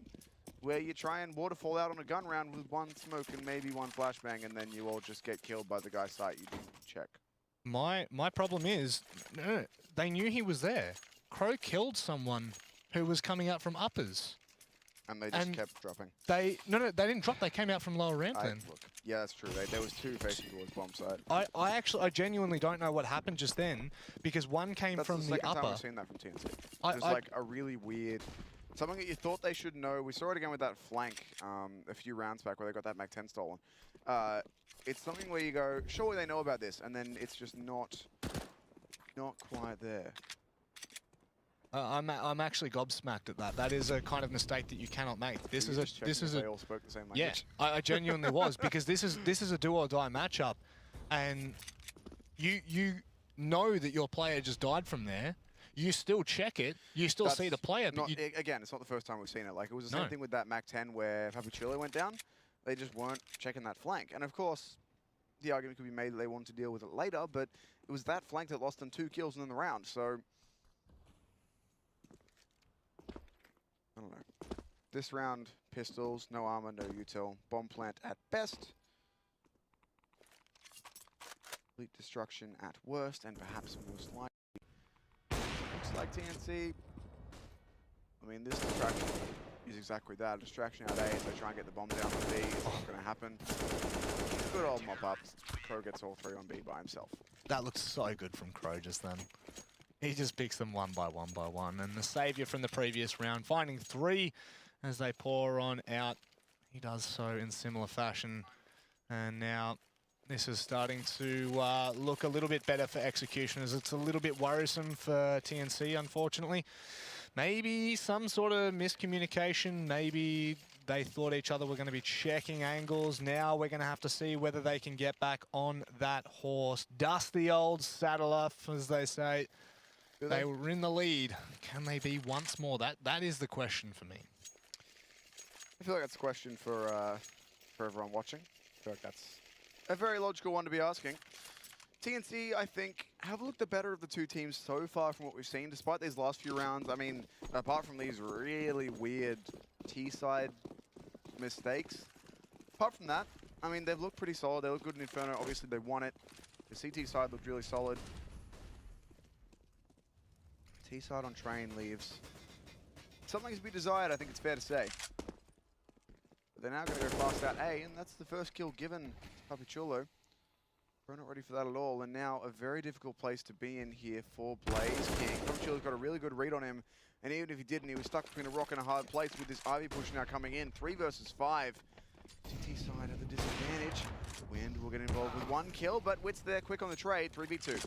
Yeah, Adren, he has already made his way out, but Kenzie, unfortunately, smarter of the 2. It's now Ace in a 1v3 to try and pull this one back. He's going to have to pull out the big 4K, as he's already found a kill a little bit earlier, but knowing his position with that smoke now being placed down, he does have a small gap in it to try and take a fight, but so too it gives them a one-way, so it's kind of a double-edged sword right now, and he can't find the angle, walks straight through. Witz is waiting patiently, and Ace will just fall down to the scoped weaponry there. TNC starting to gain a little bit more back. I mean, that round is a lot better. Again, like you were saying, Papichulo just pushing out towards T-Con. That was dry as well. There were no flashes, there were no smokes, there was no grenades thrown from TNC there. And unfortunately, I think it was the AWPer on top of the back train. Just got caught out with a smoke in his hand trying to deploy that. So this has been very interesting nonetheless from TNC, just slowly and surely kind of changing the pace, but I feel as though if they want any sort of grip on this, they're definitely going to have to be able to take this with a lot more, what's the right word? Confidence, I believe? Pace. I just feel like it's a little bit too slow at the moment. Like, it's working, but I don't know. We'll see. We'll see if it continues to work. So far, they've lost a lot of damage, not gained very much. Look, we'll see if they're able to figure things out. From here, they've still got a lot of util and time to work with. 50 seconds just ticking by on the clock. But they want to head towards A here. They've got a bit of a split. If they want to make this one work, though. Blaze King up top of the train will find the first. Great opening for the Executioners. Wind now getting involved too. There's the trade for Papichulo, but Wind again. Now putting it into a 3v2. Make it 2v2 though, as Witz is starting to turn up. Yeah, Witz has really been starting to kind of turn the heat up at that. He has been able to pick up the first 2, but unfortunately Witz swings a little bit too wide there, and it's now Pro left in a 1v2. They were able to spot each other out. The flick tried to come in, doesn't hit the shot. The Molotov will push him back out of position. He's got 10 seconds to get this bomb down. He's going to be able to lay the smoke for a little bit of cover, and he should surely just have enough time there. He won't want to hold on to it any longer. My goodness, he was playing quite literally with death. staring down the barrel at that time, ticking. He has heard the footsteps from Adren, and that is really well played because now he's going to know exactly where Adren's coming from. Doesn't know where Crow, but he definitely has the suspicion of both of these players. Adren now making his way in. The flash is so well played from Crow. It actually, it doesn't blind Pro in that position, but It's just a big old pre-fire. nicely done. Dirty old pre-fire. Works. Certainly does work. No complaints here. The Executioners sitting now at 13 rounds as that one gets added to their total. TNC, we need to figure something out here. The other god for us here is they're going to get another gun round, but things are getting dangerously out of control. One more round for the Executioners. TNC's money's going to be in the bin, and then that'll look at their opponents getting towards 15. Concerning, to say the least, for TNC fans. But now it looks like they want to go for something a little bit faster with this slightly lighter bite. They flush themselves into up B. Ooh.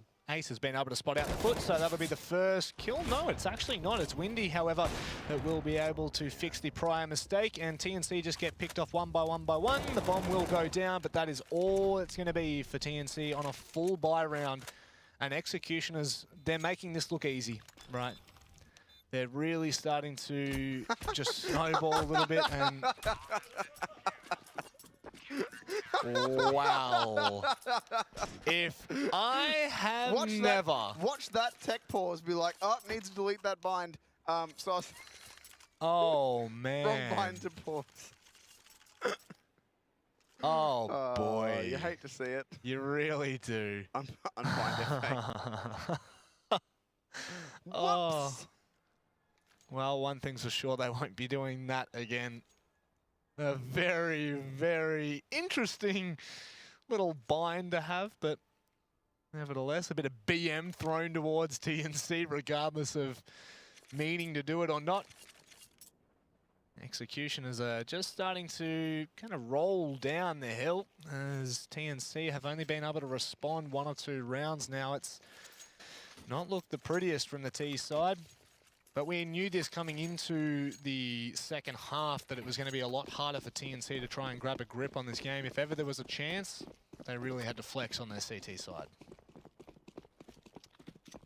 8 rounds. It's not looking like was enough.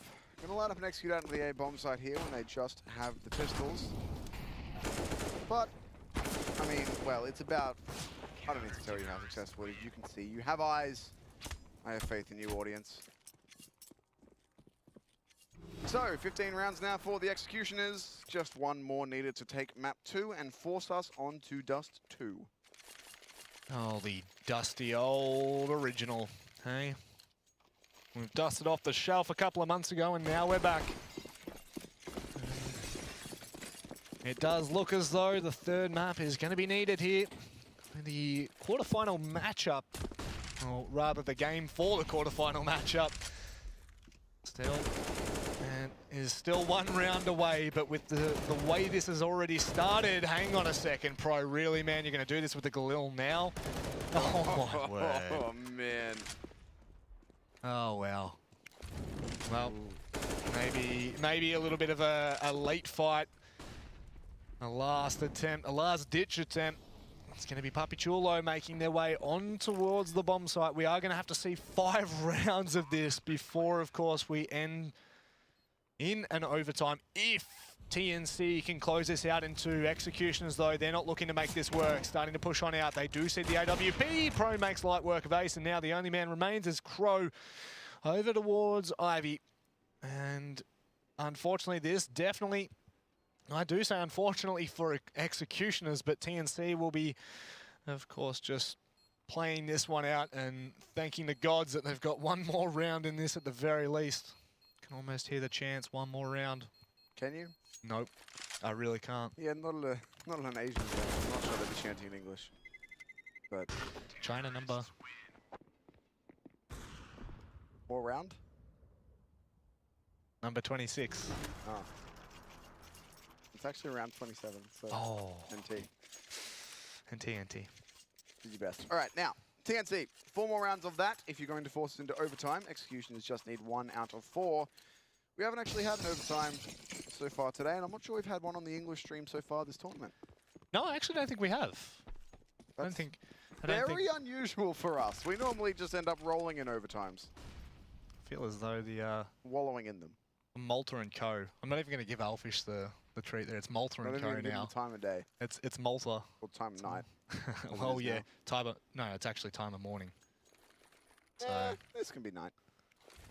It's dark outside. It's fine. Dark outside, so too it is for TNC at this point. They literally have one last step. Don't know about that one. I have to throw it in there. I have to give it a shot. Sometimes it works, sometimes it doesn't. As in life, there are hits and misses, my friend. I thought you were going to say as in life, as in death, and I was like, well, that's no morbid. You gotta roll with the punches. Please don't punch me. Play looking to go towards the A bomb site now for TNC. They were considering B, but then a few players rotated, so magical mind reading skills means best go back to A. They do have a really nice window of time right now. There's one player on site, there's one player Ivy. You can use your utility and isolate those guys. Stop the B rotators. And the window's shut. Now they're rotating. And there's 4 players on A again. Well, TNC going into a full stack. They've actually found the first 2 kills. The entry's working out so far. Balkan with another. Windy with a nice shot on the AWP. And another. Putting in some good work here, but not going to be able to deny that bomb plant just yet. Don't give him kills. Pro just about wins it. And there's Pro with the second frag as well. It's close. It's scrappy and it's dangerous, but if TNC can run into a site with 4 defenders on it and still win that, then maybe there's something in this for them yet. Still a couple more buy rounds in the Executioner's bank. It's actually pretty ridiculous how much money they're still holding on to after a couple losses, but one more test. At least one more. TNC can grab this, then it'll get easier, at least for a round. Yeah, there's a glimmer of hope for TNC. There's that light at the end of the tunnel that we so like to speak of, which is kind of like the, oh my word. TNC are in all sorts this map. The communication is not on point, I feel. Yes, that was Frenzy having a small moment of fear. You could actually see the fear in the reflection of Puppychino's eyes there. Well, that's not the way to go. They've lost the first player. I didn't even get to finish my sentence before. I just realized that. Right. What is a sentence? There's a small glimmer of hope for TNC. No, let's not ask ourselves a philosophical question. They're going to need some sharp entries, and peeking straight into the Orb of Wind is not going to be the way to get them. Yes, it is. I lied to you. They jump across this crosshair and bait him out, so they're in with a chance now. Smoke's out. They can go in towards B here. See how they choose to play it. They don't actually have all players over here yet, so they're going to go back. Again, TNC playing an incredibly slow T side, but might just work for them. Trying to gather as much information as they can on both sides, even before they commit. Ace just about adjusts in time on Borkum. Nicely done as well, but Puppychino will now make his way towards the site. Adren will put a stop to that. Only 2 players remain, Wits and Kenzie, to try and make this work. Unfortunately, they've already had the player wrapped behind them, and this is just becoming increasingly harder by the minute. Wits will take the damage, hit a nice shot onto Adren and onto Blaze King, but the time, unfortunately, will not allow for any sort of clutch, any sort of tomfoolery, and we will be heading to a 3rd map. Dust 2 is what we have in store. Indeed we do, and we haven't seen any Dust 2 today yet. I haven't casted Dust 2 in a while. It doesn't pop up too much in the Australian scene or in the Asian scene, so that'll be fun. I mean, I think it's way too hard to call at this point which way it's going to go. We saw a great map on Inferno from TNC. We saw them look a bit lost on Train, especially on their T side. Their CT was good, but their T side was questionable, which it also wasn't Inferno in fairness. They only got 6 rounds on their T side before going really strong on that CT. So I don't really know which way this one's going to go. Dust 2 is a map where, I mean, it's generally pretty 50-50. Yep. I think you certainly need a good T side though, so we'll have to see how it's going to go. But before we can do that, we need to take a short break, so we'll be right back with you when the game is ready.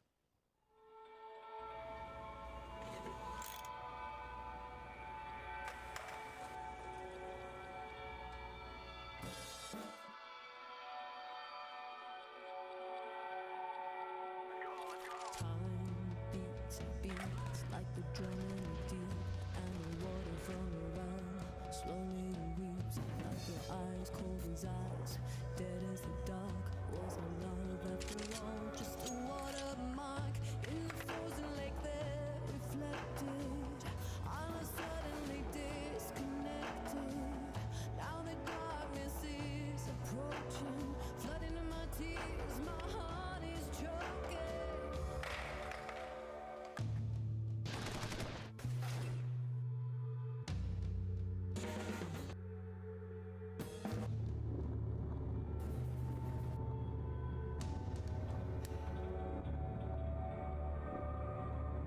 Gonna take some time, but I will prove I'm stronger. The devil's gonna hold, trying to pull me under tonight. Make a fire, put away my tears. Gonna creep me out of those wasted years.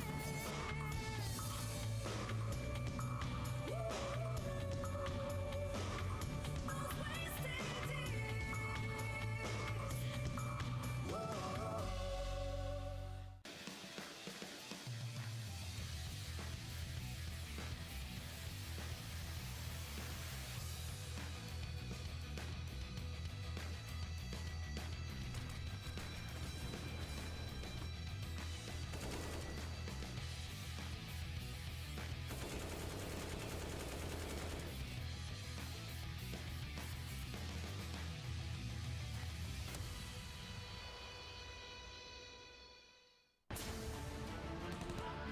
The best audio setting is the one you're comfortable with, so you can act and react anytime.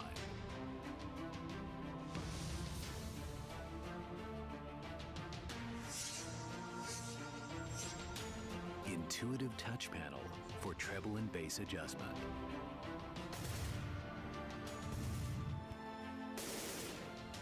With driverless design, you just plug and play.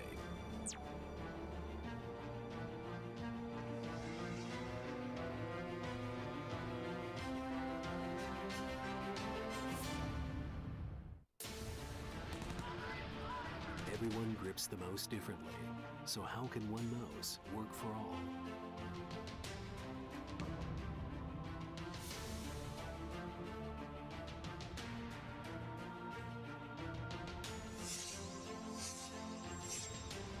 Different sizes and shapes for your options.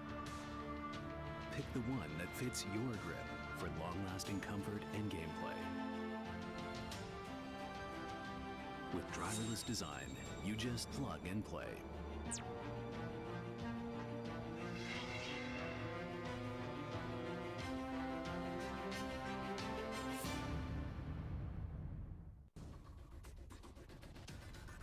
As far as I know, everyone on the team who has tried the new screen from BenQ is using the feature with 240 Hz. It's so amazing, the transition is so great. I think for me the most important when I play the game is that I feel that all my actions directly represented on the monitor. This is just another level on top of that, I would say. It improves your gameplay a lot. You can react much faster on these kinds of minders, and like once you play on 240 Hz, you can't go back.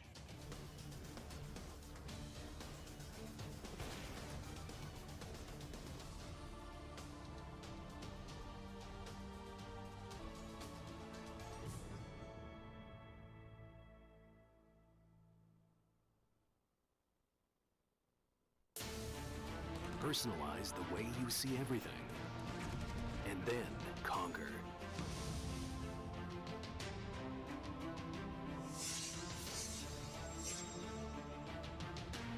Exclusive black equalizer brightens dark scenes without overexposing bright areas.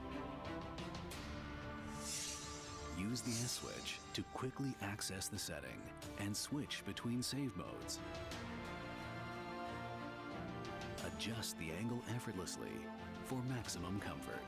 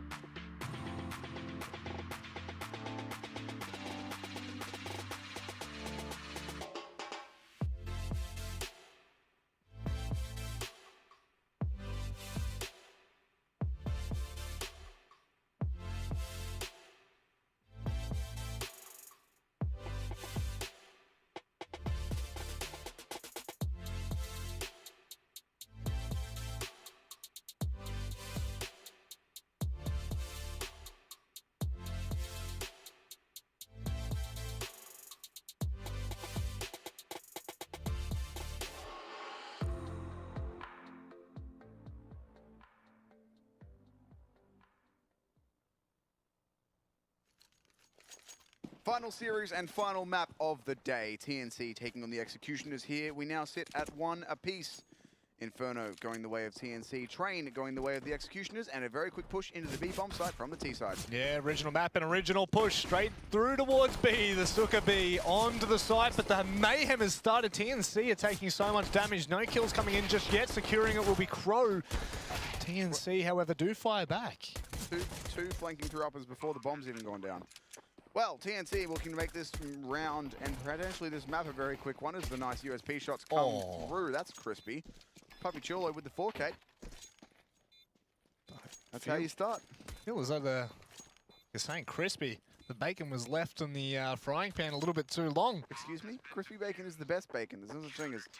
Well, I'm just saying, you said crispy, and I'm just saying it was left in. And I'm saying that left in too long is burnt, not crispy. Crispy is correct. Talking about bacon, it's been 1 round. We're off to a good start. What's the time? 1:32? Excellent. But hey, come on, that was a good way of putting it. It's crispy bacon, it's delicious, and so too were those shots. I was just resenting the fact that you said that it had been left in too long. I'm merely asserting that that's the correct amount of bacon. We've talked about this for too long. But it's pistol round, so hey, Ace is going to run out mid with a Glock, everyone else is going to run B, and brave estimate here. It's going to work because Windy's insane. I was going to say it's not going to work, but they'll get the bomb down, so...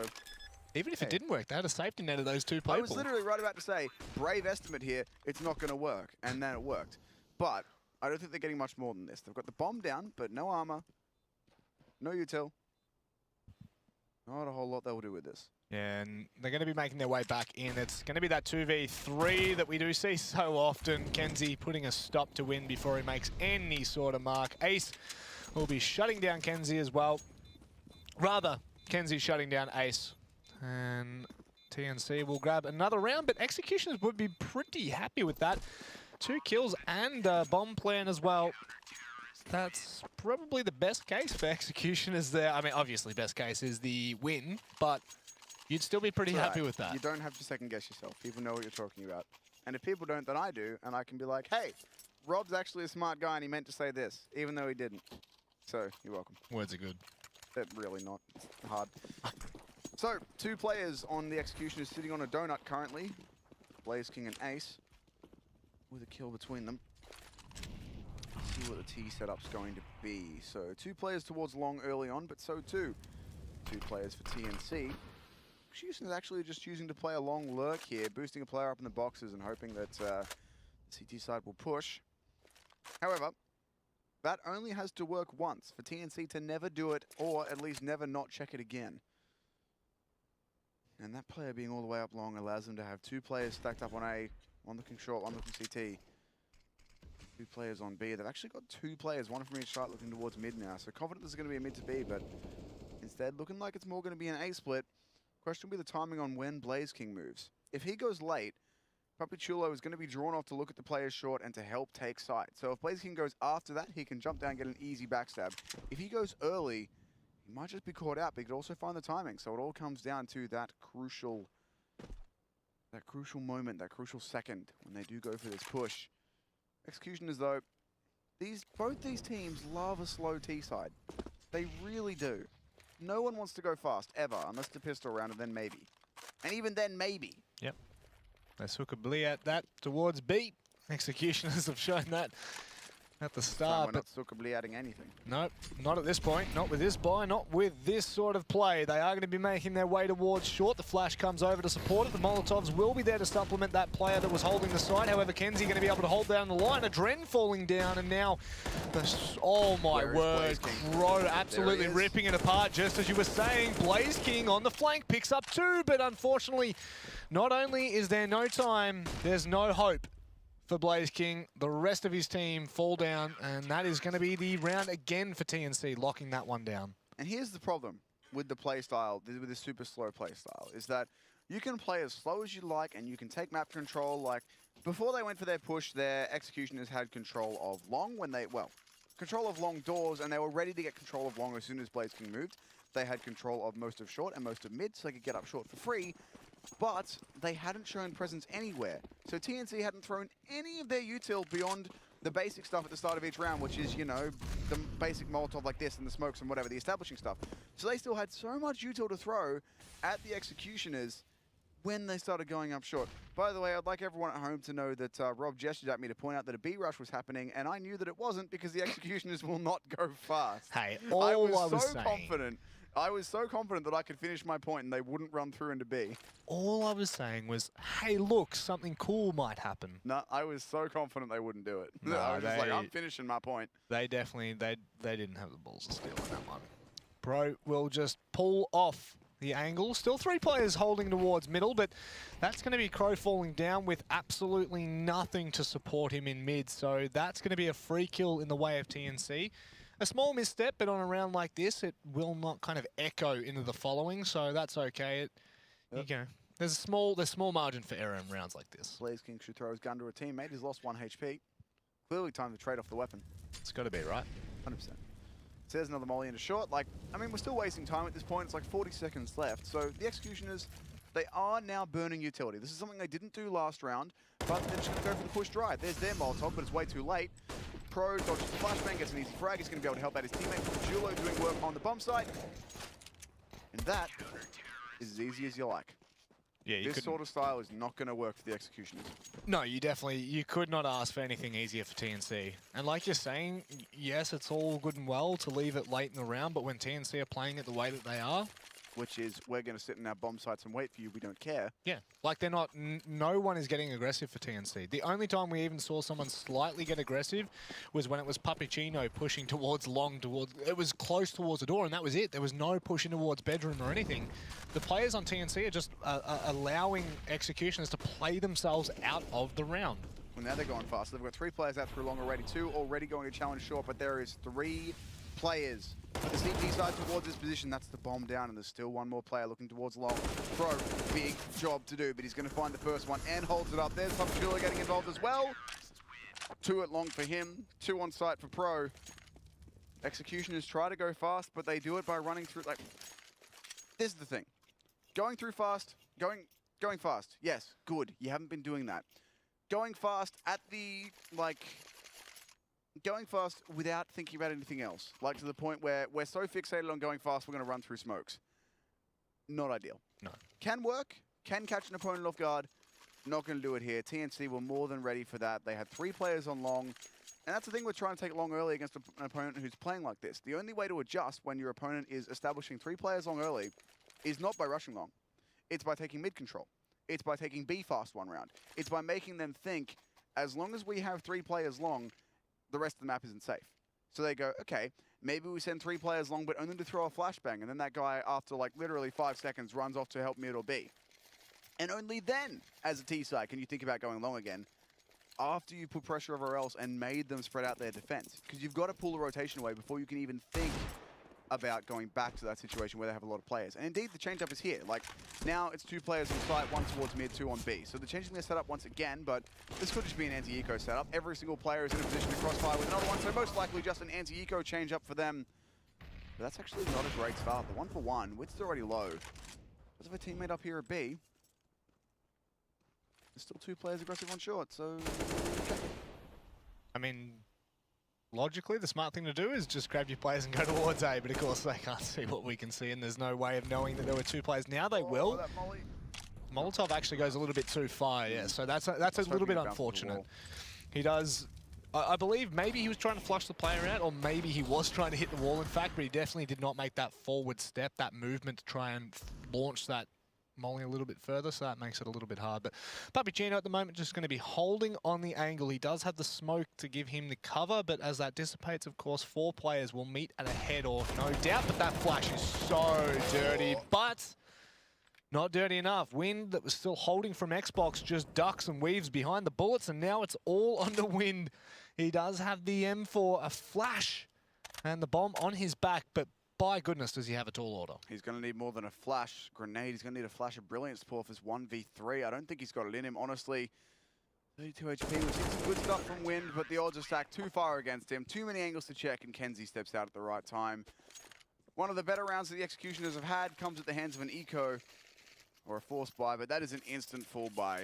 As soon as buy time started, players were hitting buy binds. They've immediately got 5 guns, 5 sets of utility, 5 sets of armor, and hopefully a plan As TNC are now 6-0, not looking under any strain at all so far on their CT side. Going back to a much more standard 2-1-2 now. They put the long pressure on early. Changing it up means that Executioners will not be sure of what setup they're playing until it happens. This is the same setup as last round. 2 aggressive on short, 1 close out mid. Pro's been forced back. 4. And there's Win catching up to player boosting short. They know there's one more there as Kenzie was boosted. Basically moves a little bit slowly, but Execution is starting to figure out the setup now. And this is only the second time that they've used it, so they're actually adapting to this very quickly. Yeah, it's about just putting the feelers out for Executioners at the moment. But the problem is it too little too late to start to put the feelers? You know, 6 rounds down, and it just slowly, the rounds just slowly escape you. However, they are making a good mark on this round.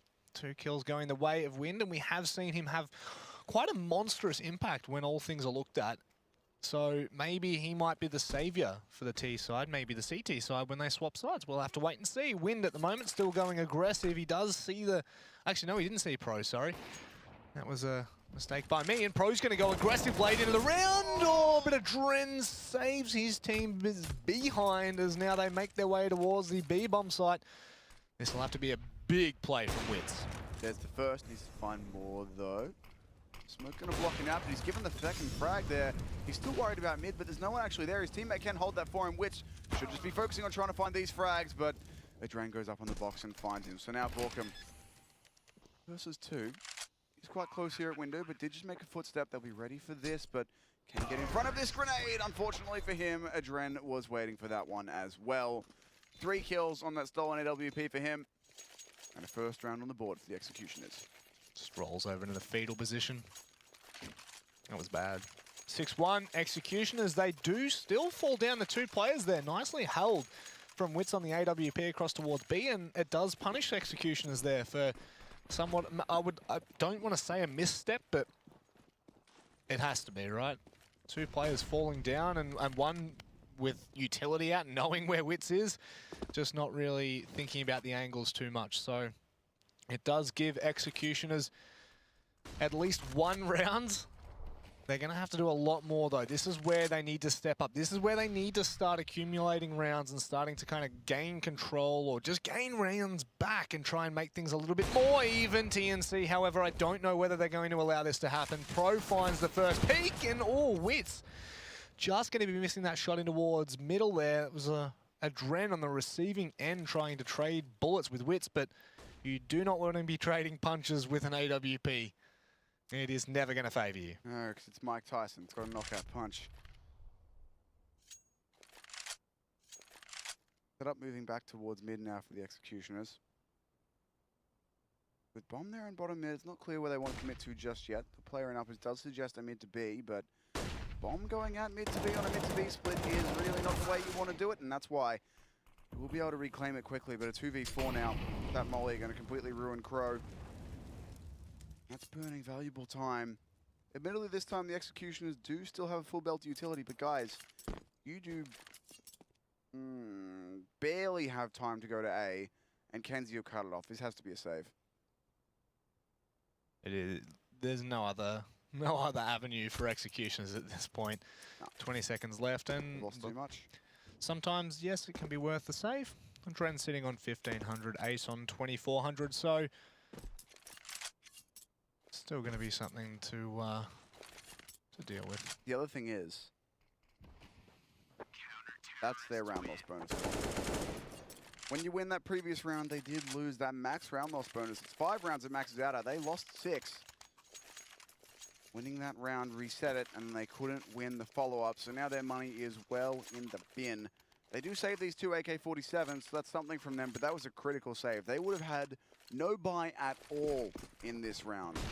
Maybe pistol armor at absolute best if they hadn't saved those 2 AKs. Even so, the buy is still, let's say, suboptimal. But it's going to be a fast, long play from the T's with what they've been able to scrounge together. Bomb down in T-spawn, that's a bit of an interesting place for it. But good trades from Blaze King. 2 quick headshots for him. Pro's hitting all the leg shots in the world. Shame he doesn't have a grenade to finish that up, but he's done all the damage he needs to. That's an interesting bounce for Molly. Ace still lurking up, hoping that someone pushes him, but no one has. Again, Bomb's still down in T. So while it is a 3v3, and Executioners do have a tiny bit of long control with the Dren in pit. He's only 3 HP, and only just picking up the bomb, and they want to go B, where Wits lays in wait, playing one of the better sniper angles in the game from back platform. A lot of cover he can take here.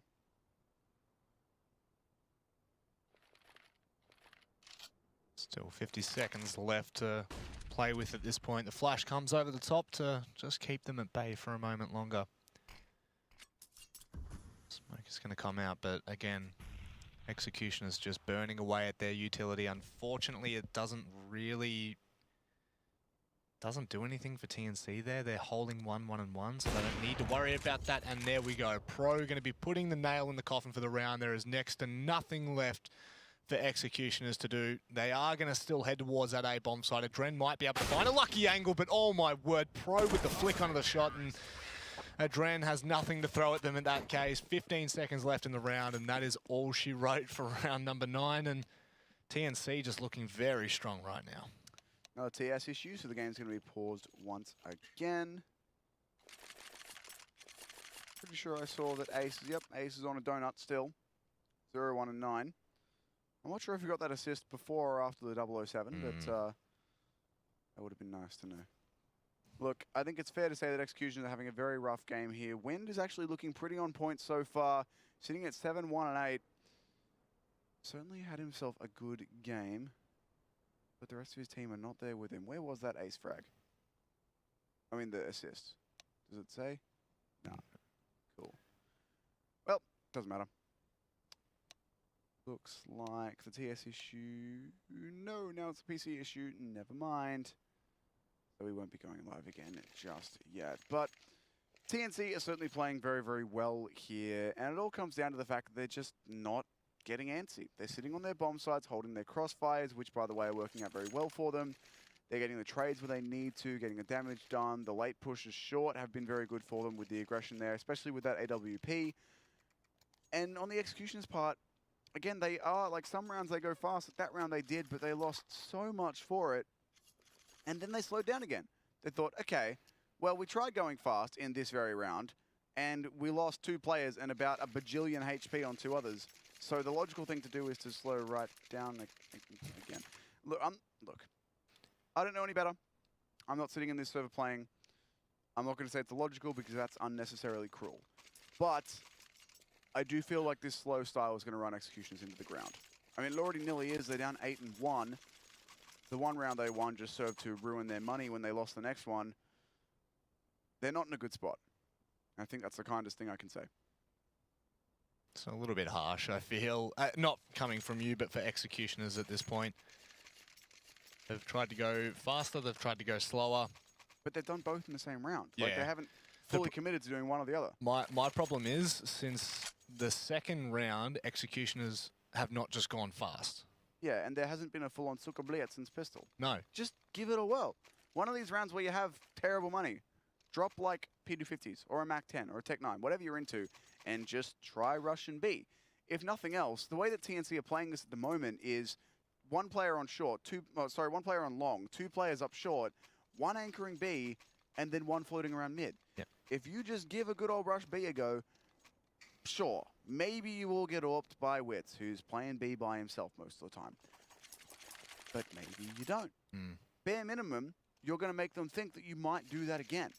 Whereas right now, with how slow the Executioners have been going, TNC are more than comfortable to just say, all right, Wits, you chill on B, you hold it. If using anything, we'll send our mid guy back up. Otherwise, we've got mid on lockdown. We've got a player out mid doors. We've got 2 on short. Even when they got caught out, there's 1 on short. And Executioners just aren't really adapting. They're doing the same thing pretty much every single round in terms of where they're taking control, what they do once they lose a kill or get a kill. I'd just like to see them go faster, double down on one of these rounds, like just go somewhere, find that opening frag, and then go really hard chasing that opening frag. It might lose you the round, but you're already down 8-1, and I feel like it's better than this really slow style I've been trying. Yeah, it's a little bit, it's kind of hard to just, it's getting to the point right now where, you know, there's a chance that TNC just shut this down completely. I mean, XCN, Executioners, whatever you may want to call them, I think it's too little too late. I know that that's harsh to say already, but I feel like it's too little too late to start changing things. I feel if you're going to do it, you need to throw different things from at TNC from the start, keep them on edge. You've only got 5 rounds left to do this. And with 5 rounds, it doesn't leave much to the imagination of TNC. Even if they go fast B right now, even if they go fast A, even if they go slow mid, even if they split B, even if they split A, the TNC with 5 rounds left are sitting pretty comfortable. You know, like they're already setting their mark. And it is looking like a really good performance from TNC. But again, sometimes you do just outplay yourself. And I feel as though that's what's happened with XCN. You know, I thought, oh, beautiful right from the start. Yeah, like here we go, some fast-paced, high-octane action. We're finally going to see some plays, and then dead. And then they slowed right down. The only problem I have with everything you just said is that it's technically 6 rounds. 10 to 15 does include 10, so technically the 6 rounds lets be played. But other than that, I mean, I think you're entirely right. There's really not a lot that Executioners have showed us. And they played really well on the previous map. I think they could do this. For both of these teams, the CT side has certainly been the preferred one. We saw, what, 6 rounds on the T side in the first map, 7 on the last, I think it was 7 on the last map? Yeah, because it was an 8-round CT side for TNC. So now we've seen 1 so far. So we're really not getting a lot of T-side of rounds here for either of these teams. TNC have certainly been better on the CT side than, well, at least in map 1 and now in map 3. They got outclassed on train. I think it's looked very, very lost on their T side in general. But I don't know. I feel like, despite the fact that we're at 1 apiece, I feel like this has been a better series for TNC than it has been for the Executioners, which is a weird call to make and kind of a tough call to make. But I just think in terms of what I've seen, I'm basically comparing CT side to CT side because their T sides have both been uninspiring. So I do think TNC has been the better team here, but it's rough to call. That said, though, looking at Dust 2, I think that's a fairly safe call to make. Yeah, of course. I mean, unfortunately, we can't just sit here and exclude the fact that Executioners still have their CT side to play with. So there is still that small room for improvement, but as you're saying, across the series as a whole, TNC have definitely looked to be the team that have dominated the most. I mean, even on train, they still looked somewhat decent. Like, yes, they didn't pull out the most amount of rounds, but 6-12, 6-11, we have had a closer series so far, but it definitely does lean towards TNC and Dust 2, just to start with anyway. I mean, look, this pause right now could be huge for Executioner. Like, whatever this issue may be, this is the time where Executioners can actually reset and readjust what they're doing. You know, this is where you can meld it all over and let it sink in. The only problem is that if this is playing on standard rules, which I believe it should be, then talking in tech pauses should be banned. So it's a time for a mental reset, sure, for everyone individually, to just have a second, be like, all right, this is kind of bad. But they haven't been able to talk about it until right now. So then, pistol round. Not feeling too much hope in this one, but maybe the next gun, Executioners will have something to show us. You'd have to hope so for Executioners at this point. I'm telling you they're not going fast this round, though. They've dropped the bomb and they have a lurk over in B. This is not a fast round for them. Oh, well, they might just be making you eat your words there. No. We've gone a little bit faster to A along, but it's all come to a halt. And that's actually forced TNC to push back towards CT, so that could have been a little bit more interesting, but turns out to be nothing and just dwindles down, and this is the problem right now. They're just going, they're not even looking for the trades, they're just getting done 1 for 1 for 1 for 1. They just fly. Oh, what? Sure. Oh, was that no head armor? It must have been. That was through the flames. Like, must what? have been no head armor. No way that was a dink. That is hilarious, man.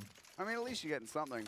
But, I mean, yeah, like, I hate to be I don't want to be too much of a downer, but I could tell as soon as they started that round, they had a lurk over to B, and they dropped the bomb outside long. These are both signs of we're not going to go fast or commit very hard this round. And then they sat behind smokes and then got destroyed as the smokes faded. It's a pistol. I'm not going to put too much stock in it. This is the round that matters. Both AWPers just hit the tags through mid doors on each other. That's pretty impressive, to be honest. But now a gun round from the Executioners. Let's see what they've got for us. Definitely plenty that they could possibly throw at TNC. I mean, the utility's good, the buy's good. However, the default spread doesn't show much promise for us from what we've been saying. However, there's still so much left for this side to do. Let me be clear. I am so ready to be surprised. I am happy to be proven wrong. But the Executioners so far just haven't had a convincing T-side at all. Like, that's one molly, which they haven't been hit by, and I guarantee it was going to slow them down for 20 seconds. I feel as though the X factor is just missing from Executioners. However, Adren might be looking to turn that in the favor of the T side. They still have, again, a very long road ahead of them if they want to make this work. 4 players now looking to set their sights towards A, but however, they look like they're going to be... They're just second-guessing themselves? I honestly can't even tell if this is second-guessing or some sort of next-level fake at this point. I honestly don't know. It does look like they want to go out mid to B, but Borkum's here and waiting for this. Again, no flashbang to go out with Dren, no trade waiting. There's one player out on short, or is that in CT? I can't actually tell. That's a sick grenade onto Wits, though.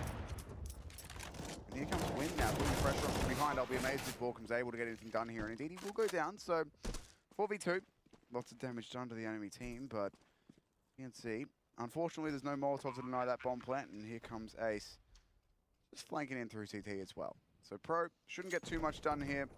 In fact, we'll be going to save a round that just barely works out for the Executioners, and only because TNC just didn't wait long enough. That's the thing when you play the Executioners, apparently you just have to wait forever. Like, they check mid, and they get off mid, and they'll check B, and they get off B, and they just all ended up getting surrounded.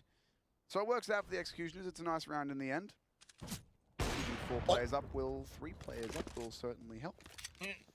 That was reasonably unsettling out of a 10 on a disgusting scale. That was really strange. Yeah. So I tagged you on T-base win, so the AWP was just confirming that they, yeah, there you go, they both tagged each other, which is why one of them was finished off by a nade, and the other was finished off by a wallbang.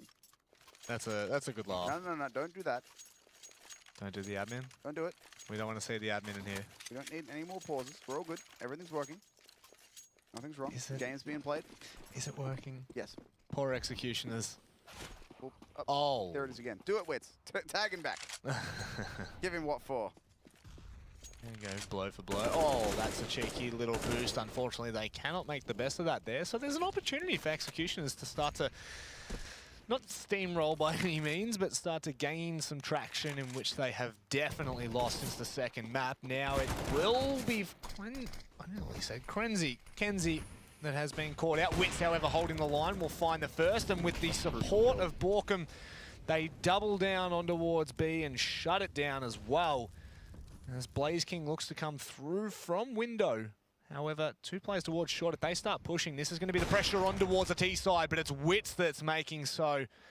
There's only 2 players left for Executioners, and by goodness, they have held this B bomb site down quite nicely. But as I say that, it's going to be Blaze King to find one, reads it perfectly, and the IQ on Blaze King right now just rips apart TNC. And it's all left into a 1 versus 2. Puppy now. He's going to make this work. He's going to go straight in through the molly, but that was not a thing that was going to work out too well for him. Sick play from Blaze King there, though. Manages to pick up the low HP AWPer.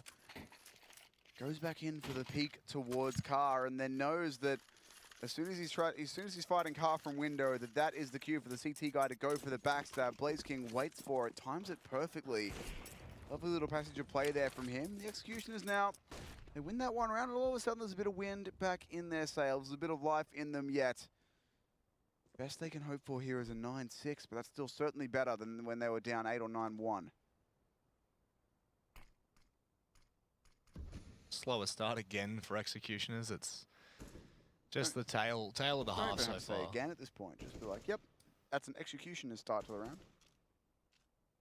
I reckon this has been the slowest T side in a series that we've seen so far. I mean, they've all been pretty slow on both maps on all the maps from both teams. Oh, I meant like this entire best of 3. Oh right, okay. I thought you were talking Dust in particular. No, Dust no. Slow, but yeah, this This whole best of 3 has not been the speediest, and it does work. I really don't want to make it look like I'm saying that slow T-sides don't work. They do, they can. Just not when the other team holds all of their utility. Like, I'll talk about this in the freeze time, but Na'Vi used to do this under Zeus in like 2015. It was amazing. I'll talk about why. But suffice to say, before I make that point and have that discussion, executioners aren't doing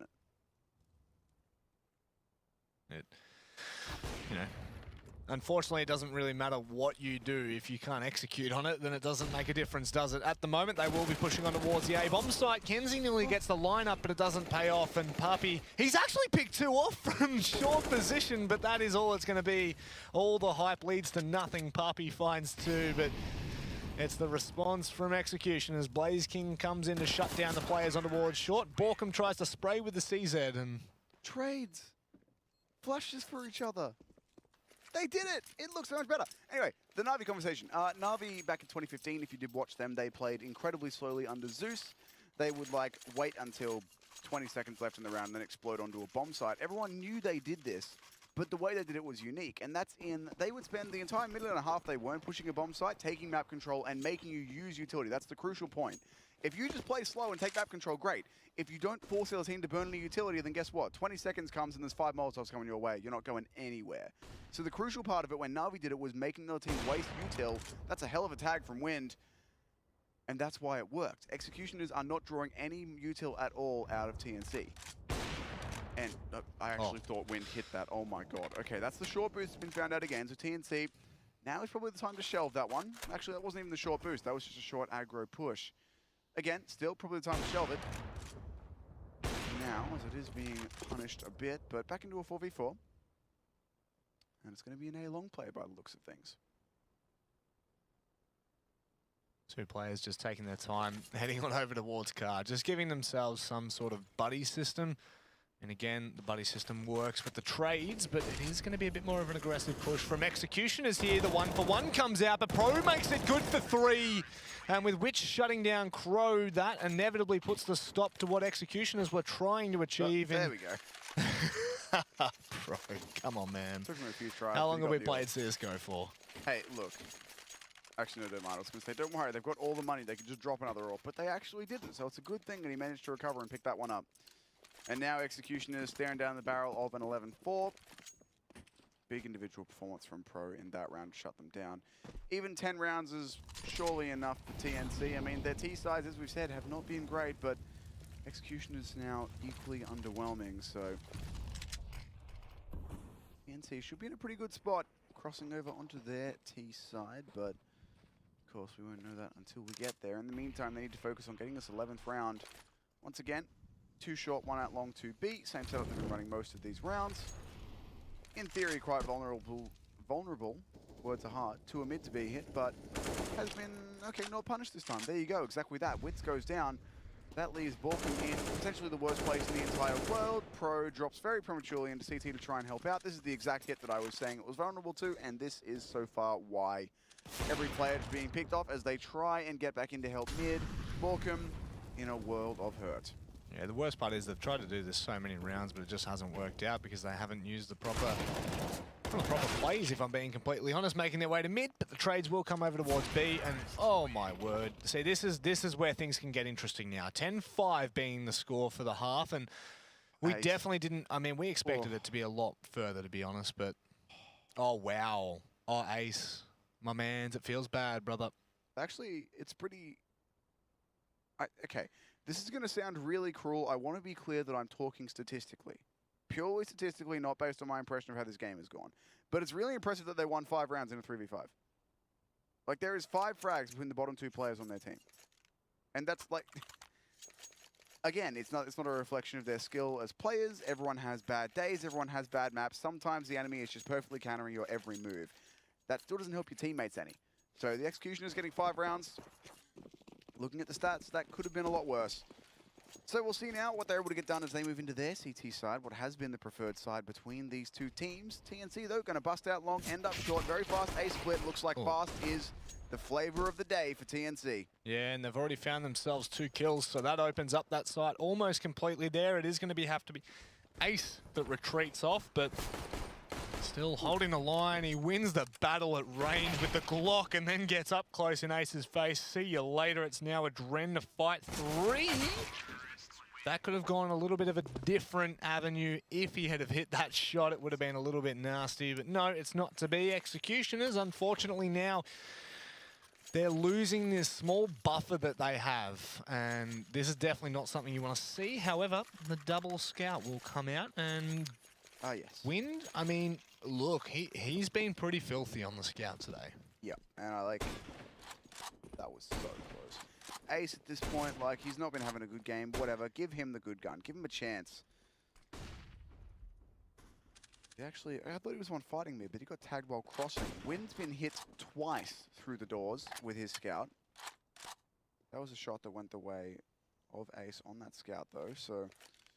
Bit of damage done over onto Pro, but both scout players tagged quite low. Pistols for the rest of the team. No armor on those scouts either, and there goes Wind. Taken down straight away by Wisp, and the team dink comes out. I feel like that's the only thing that... Interesting plays. That's the only thing that TNC could potentially give away to the Executioners is if they kill their teammates too much, which I've seen a fair bit of team damage so far tonight, but I don't think it's going to be enough to turn the tide at this point. 2 players of the 3 that are left are on A for the Executioners. Those scouts still in hand, but Pro's going to go straight for the drop. Nearly dies from fall damage, but it doesn't matter. The frags are here. Nothing at all that can be done by the CTs. 12-5. 3 players, I mean, dropped low for TNC. There was a chance for Executioners to find a kill or 2, but after those tags with that scouting towards middle on both Wind and Ace, it makes life so difficult for them. Not only do they not have armor, but they've also got to try and find the angle with the scout as they've already lost it towards top mid. It's just... You're not having a good time if you're trying to... Oh! That is... See you later. On a list of things they didn't need, that's like at least number 2, if not higher. I feel like in this is the round where that's number 1. I mean, you're on USPs. It's a USP round. Yeah. If that happens on a buy round, then you're upset, especially if it's a scout. But on a round where you only have USPs, I mean, you're not Havoc. Maybe you are if you win. I don't think we're seeing that sort of a play ever again. No. And if we are at least sure we're not 2 in 1 tournament. Max hand recovered for Wind, but hello. There's an AK. And while Crow's going to try and make a play out through backyard, there's nothing he can do to save this round. Best he can hope for is maybe a kill somewhere at some disgustingly long range. Be able to steal that AK-47.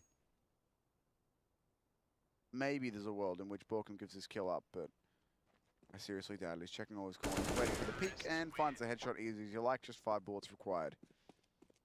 So 13-5 now. This will be the test from the Executioners. They can buy here, and buying has been the only thing they've really done quickly this game. Seen some very quick purchasing decisions made by them so far, and Wind, $4,750 every cent going into an AWP. Given how his scout game's been, I entirely support this. Let's just wait and see, shall we? Let's not hold on to hope beyond hope at this point, but they are going to go fast on towards the B site right now. It's going to have to be a strong hold, but Witz is going fast and nearly finding the shot, but it's going to be Ace that shuts the first. He needs to do a lot more, can't do it, and well, Kenzie just again playing mop-up duty. It's 2 players coming down CT ramp. Unfortunately, don't expect Kenzie to be so close. They think that all the attention's on B, and they just open themselves to a world full of hurt. Adren being the last to remain for Executioners, and we were saying that TNC looked the better of the 2. Even though both maps have been close, TNC still looked to, at the very least, be more of a complete sound team. Yeah, take notes, Executioners. That's how you do that. You all commit out through B together. You all have protocols for who's checking what corner. This kill, Adren should get maybe 1 or 2, but no more than that, and the 1 in the end. You all go out together. You check your corners together. Everyone has, you know, the angles that they're supposed to check in what order. They can all get the trade frags going through. You get your lurk out through mid to cut off the rotation. You get all the kills that you need to, and it's just as easy as that. Executioners didn't have a single one of those rounds on their T side. Didn't have one that was that successful either, really. They did get 5 wins, but that's where they sit. They're on pistols again for round 15. Witz has hit this shot again. It's looking pretty dire at this point. Ooh, all right, maybe not. I lied. The Deagles are out. We're back. The dirty Deags. They just don't stop. Raining down hell fury on towards TNC at this point. If I'm TNC, I'm not even peeking the deagle. I don't care. Kenzie's like, please, have my bullets. I don't want them. Eat them. Eat the bullets like my friend Pro. And to eat the Juan dig. Juan. So, the Kuota. I believe that's how you say that. I'm sorry, who, what now? Kuota? No? Oh, yes. The Brazilian. Sure. The It old... took me a while. I've actually never heard that Oh. out loud. I've Yeah, just it's seen just you've seen it on memed the tweeters and the Twitch chat. tweets, the little birds. At this point, again, just I just feel like it's a broken record. It's over. I don't think there's any way in for executions here. They're just looking so lost. USB kills aside, they're not getting any kills in the gun rounds, and that's when it really matters. All of TNC starting to show up in frag now. Certainly all having good games. Have a quick look at the kill count. No, we don't get to see that. That's fine. Well, we've got somewhat of a small issue, a small problem. That's okay. Here we So go. our beautiful observer's Kill going to range let us 12 in. to 22. Wow. And the guy on 12 also has, well, actually the most deaths tied, but like whatever. When you got 3 guys on 8 deaths and you're at 15 rounds, you know you're having a pretty good time. And also, yes, Kenzie has 4 MVP stars, so easy plant bomb. Let your teammates get the kills. Ace sitting at 3 and 17. Crow 5 and 17. Again, I don't want to harp on it, and I don't need to harp on it, but it's really indicative of how the team as a whole is doing. You can't blame 1 or 2 players for not fragging. There are bigger problems than that. But it's looking like things are going to be pretty quick here for TNC. Just 1 round needed to get them over the line. I do feel as though that's the right way to put it. It's like an overarching issue, right? It's not so much, well, yes, you can sit here and you can talk about the fact that there's 2 players that aren't fragging, but what is the overarching issue that has led to this? Because, to be honest, it's going to be executioners now that might be able to find the first and the second. It's going to be Ace that finds 2, and that shuts the round down. Finally, we're seeing a glimmer of hope from executioners, but it is far too late. We cannot paint the sunshine and rainbows that we like to so often. It is mud, trenches, Question for you. blood and guts. How many rounds do executioners need before you believe? Because I've got a number in my head that I know when I'll believe in it, but I want to know what yours is.